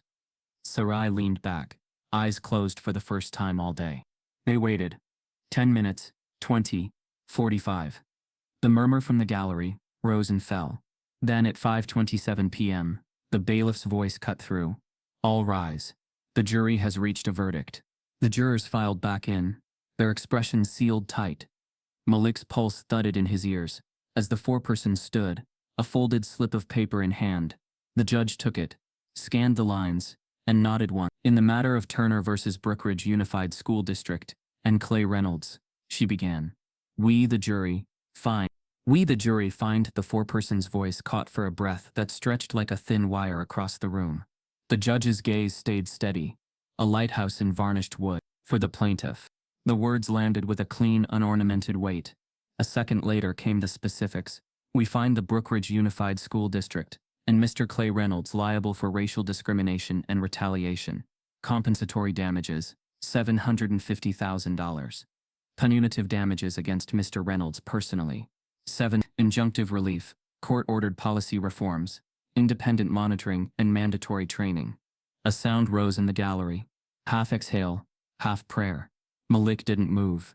His hands stayed folded, but the tremor stopped. He felt strangely, not triumph first, but alignment, as if the room had finally snapped into the shape it should have been. All along, Angela's fingers found his. Darren closed his eyes, then let out a breath that had been working on him since January. At counsel table, Sarai didn't smile.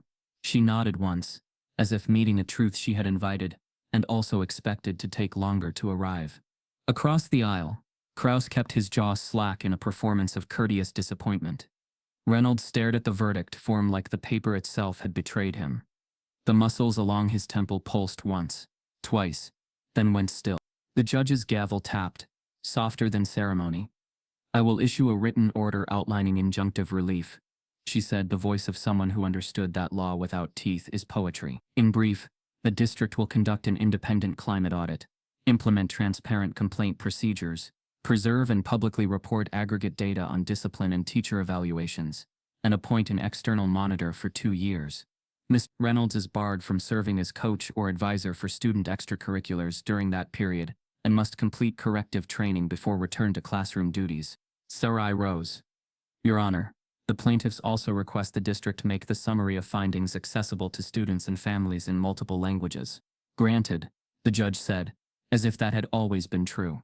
In the hallway, the courthouse acoustics swallowed and released the news in waves. A local reporter's mic found Sarai first. Ms. Wynne, what does this verdict mean?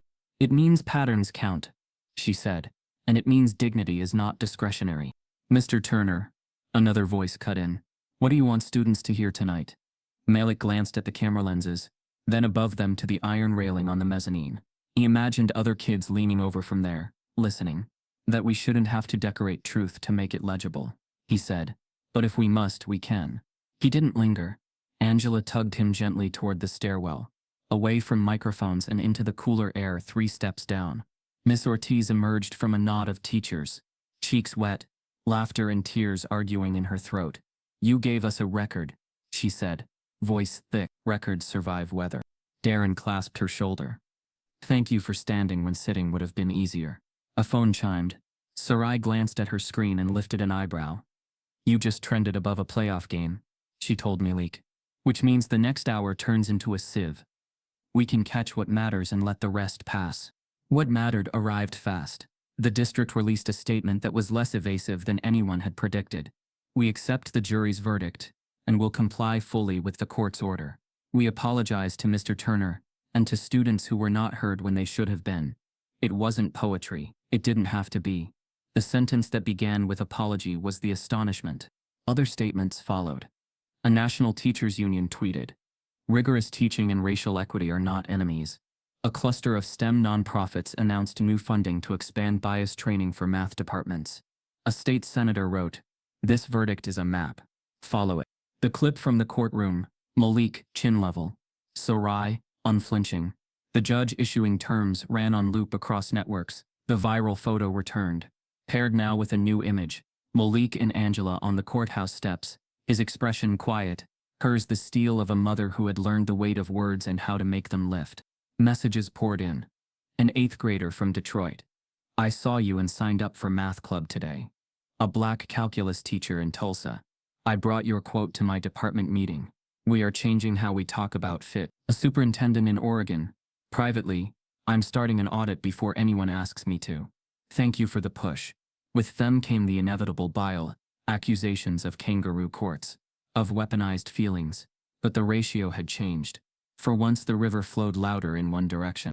At home that evening, the Turners' living room turned into a war room of a different kind.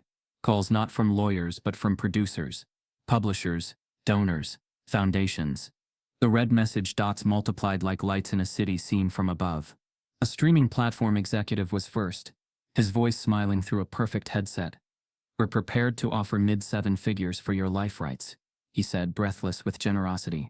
"Limited series. Timely. We'd handle everything. You'd have sign-off." Angela held the phone with 2 fingers as if it might stain. "Our lives aren't content," she said.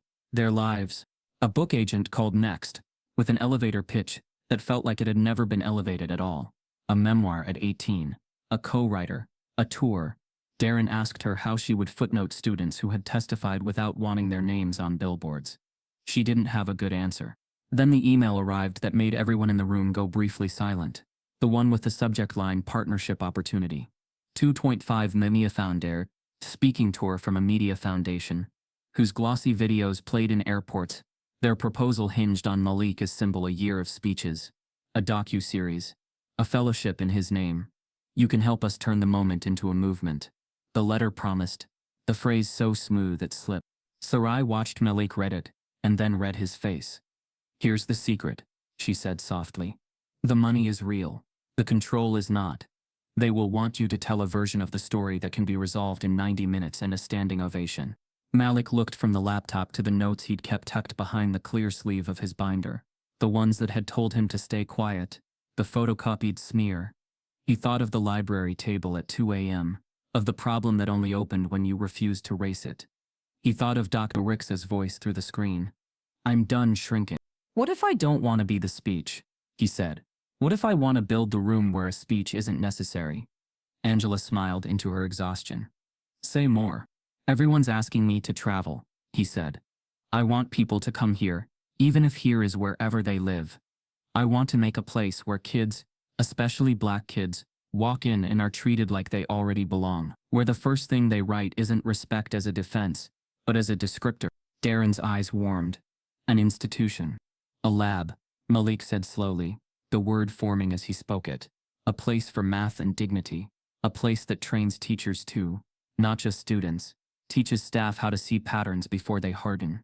Gives parents language so meetings don't feel like court. Puts the kids who are always told to fit into the equation that decides the fitting." He glanced at Sarai. "And it keeps receipts. Transparent. Data anyone can read." Sarai's mouth kicked into a grin. She didn't fight. "The Respect Lab," she said. "Working title. But I'd fund that before I'd fund a book tour." "It would need policies," Angela said, snapping into tactical. "Scholarships. Yes. But also a place with doors. Tutors. Saturday sessions. Teacher residencies. Microgrants. So kids can buy calculators without a fundraiser." She looked at Malik. "You're talking about infrastructure." "I'm talking about building instead of only proving," he said. They were still sketching the contours of that vision when the doorbell rang. On the porch stood Ms. Ortiz, with a foil pan of something that smelled like cinnamon and a stack of paper folders under her arm. "You weren't going to eat," she said, shouldering past their objection, "and you're going to need these." She spread the folders across the coffee table, like new continents. Community Foundation contacts. A grant template she'd used for a literacy program. A draft budget from an after-school pilot. A list titled Adult Allies Who Showed Up When It Wasn't Popular. I've been collecting these for years, she said. Waiting. Darren lifted the first folder. You were planning to build something even before today. I was planning to help someone who would, she said simply. Now I know who. The TV in the corner. A muttered soundtrack all evening. Cut to a special report. The Chiron read, Verdict sparks national education debate. Clips rolled. A panel of former principals arguing about discipline. A civil rights attorney explaining Title VI to a confused anchor. A student council president in another state saying, we're calling a meeting tomorrow. Then the anchor said, almost as an afterthought, we've also learned that the student at the center of the case has reportedly declined multiple media offers. Angela clicked the volume up by one. Reportedly, she said. On cue, the phone buzzed with a follow-up from the Airport Media Foundation. We can go higher. 3M your own team.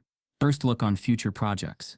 The numbers stacked like bricks someone wanted to build a house with, and then move him out of it. Malik read the message and felt again the difference between loud and true. He stood, walked to the corkboard, where the preservation letter hung next to a photo of him at 8 at a science fair, and pinned the foundation's email next to it. Paper isn't louder than air, but it arrests the eye. We're saying no, he said. Darren looked at him, then at the table littered with beginnings. What do you say yes to? Malik drew a breath. The plan clicked like a clean solution. A sequence, not a burst. To a fund that doesn't carry anyone's face but the students'. To a space that belongs to them. To a platform that pulls other stories forward. Not to make a collage of pain, but to map the exits. Angela's phone lit with another unknown number. She let it ring out. You know they're gonna call you naive, she said, not unkindly. They'll say you have to ride the wave while it's high. Waves crash, Malik said. Rivers carve. Sarai tapped her pen against the folder labeled bylaws. Sample. We can spin up a 501(c)(3 in weeks if we move. I can pull in pro bono counsel for incorporation. We'll need a board diverse blunt local. We'll need a name we can defend. And a mission statement we can tattoo on the inside of a superintendent's eyelids. Ms. Ortiz reached across the table and took Malik's hand. I'll bring books, she said. And I'll bring kids. Jordan's text arrived like punctuation. The group chat is making shirts. They say math, respect, belong. Want one? Malik laughed and typed back. Make 20. But save the money. We're going to need chalk, not cotton. The unexpected twist came before midnight. The way twists do. Half nuisance, half omen. An email from the district's council to Sarai and CC'd to the Turners. Intent to appeal. Beneath the heading, a paragraph of legal posture. The defendants intend to appeal the verdict and injunctive relief. We request a stay pending appeal. Angela read it, then looked at Malik, waiting to see if the weight would bend him. It didn't. He shrugged in a way that was not flippant, but free. We planned for storms, he said. We are building in the rain. Outside, thunder stitched the sky, then moved on. Inside, they cleared a space at the table, laid out a clean sheet of paper, and started writing the first lines of something new. The next morning, while national segments argued about overcorrection in classrooms and a conservative columnist warned that teachers will be chilled, a reporter texted Malik an embargoed headline, Student at Center of Landmark Case Turns Down Millions. The subhead, He says he has a bigger plan. Angela raised an eyebrow. Bigger plan, huh? Malik smiled. Bigger than me. By afternoon, an anonymous donor emailed an offer to seed his idea with $500,000. No strings, no press if Malik could show a one-page outline by Monday. He opened a blank document, typed the Respect Lab, and stared at the cursor as it blinked like a green light. The first deposits hit the new account in late summer. Structured, deliberate, and very real. Malik watched the numbers settle like sediment on the bank statement. The compensatory damages minus legal fees. A handful of unsolicited donations from strangers who'd followed the trial. A check from Ms. Ortiz for $100 with the note, proceeds from my last bake sale, don't waste it. The name on the account read, the Respect Lab Scholarship Fund. It wasn't just a scholarship fund in the narrow sense. Malik, guided by Sarai's network and his parents' long view, built it with 3 lanes. Direct scholarships for minority students entering STEM majors, micro-grants for high school math and science clubs serving underrepresented communities, and summer teaching fellowships for pre-service educators to train in culturally responsive instruction. The first board meeting took place in the Turners' living room, around the same coffee table that had once been crowded with trial prep. Angela had spread a yellow legal pad with handwritten agenda points, budget allocations, mentorship partnerships, community outreach. Darren brewed a fresh pot of coffee and set out plates of sliced apples, which somehow made the room feel more like a classroom than a boardroom. Ms. Ortiz was the first to speak when the meeting came to priorities. "You've got to make it visible," she said. "Not just a line in a guidance counselor's drawer. It has to be the kind of thing students hear about the moment they think they might be good at this." Malik nodded. "And the moment they think they're not," he added. "That's when they need the door the most." The first year's scholarship announcement went out on a Monday morning in October. The press release was straightforward: five $5,000 awards for minority high school seniors pursuing STEM degrees at accredited universities. The selection criteria emphasized persistence, community impact, and what Malik called problem-solving under pressure that isn't only about math. Applications closed in January. By spring, they had over 200 applicants from across the state. Essays filled with stories of robotics teams meeting in borrowed basements, girls repairing laptops in neighborhoods without computer labs, kids teaching themselves calculus from library books because their school didn't offer AP math. The first 5 recipients were announced at a small ceremony in a community center gym. No suits, no stage, just folding chairs and a chalkboard with respect written in clean block letters. Malik handed each recipient a certificate, shook their hand and told them quietly, "This isn't charity, this is recognition." But Malik knew the fund was only one part of the work. The Respect Lab's physical space came together in a donated storefront, its windows painted with equations that turned into constellations. If you looked from the right angle, inside mismatched tables and whiteboards stood ready, shelves stacked with graph paper, rulers and calculators still in their plastic wrap. The back wall held a corkboard titled The Solver's Wall, where kids could post their own problems for others to try. Every Saturday morning, Malik unlocked the door at 8:45. By 9, a handful of local kids would trickle in. Some dropped off by parents, others arriving in little clusters on bikes. They came with homework, with questions, with the kind of problems that never make it into textbooks. Why do people say girls aren't good at math? If I'm the only one who looks like me in the class, does that mean I'm not supposed to be there? He taught them more than math. He taught them how to see patterns in people's behavior, the same way you see patterns in numbers. How to identify when someone's joke has variables they don't want you to solve. How to find your footing when the problem seems bigger than the board. One Saturday in March, Malik wrote a problem on the board. Nothing fancy, just a geometry proof about triangles. He watched as Jamal, a 7th grader who'd failed math twice, stood with the marker in his hand, froze. "Start with what you know," Malik said. Jamal glanced at him. "What if I mess it up?" Malik smiled. "Then you try again. The only wrong move here is walking away before you find your own way through." Jamal wrote the first line, then another. The proof unfolded slowly, a little crooked but solid. When he boxed the answer, the other kids clapped like he'd just won something bigger than extra credit. As the months passed, the lab became what Malik had imagined. Part classroom, part refuge. Teachers stopped by to borrow manipulatives, or to sit in on sessions about culturally aware lesson planning. Parents lingered, sipping coffee while their kids worked problems they'd once feared. The local paper ran a piece titled "From Trial to Teaching, Malik Turner's Next Equation." A reporter asked why he still used chalk instead of just markers. "And screens." Malik gestured at the dusty board. "Chalk leaves a trace," he said. "You can wipe it away, but you know something was there. That's how I want kids to feel when they leave. Like they left a mark, even if it's invisible to everyone else." The settlement money was finite, but momentum wasn't. By the second year, the scholarship fund was sustained by small monthly donors, teachers, alumni, even strangers who'd seen the trial coverage and wanted to help. Malik refused corporate sponsorships that came with branding strings. The lab's walls stayed clean of logos, except for the names of students who'd solved the year's hardest challenge problem. On the lab's first anniversary, Malik stood in front of the largest Saturday crowd yet. The corkboard was overflowing with problems. The air smelled faintly of the cinnamon rolls Miss Ortiz had brought. He picked up a stick of chalk, rolling it between his fingers. "Do you know," he said, "someone once dared me to solve a problem because they thought I couldn't. They wanted it to be a joke." A few of the older kids nodded. They'd heard the story. "I solved it," Malik continued. "But the bigger problem was never on the board. It was in the way they thought about me before I even picked up the chalk. He drew a slow, deliberate line across the board. That's what we're here for.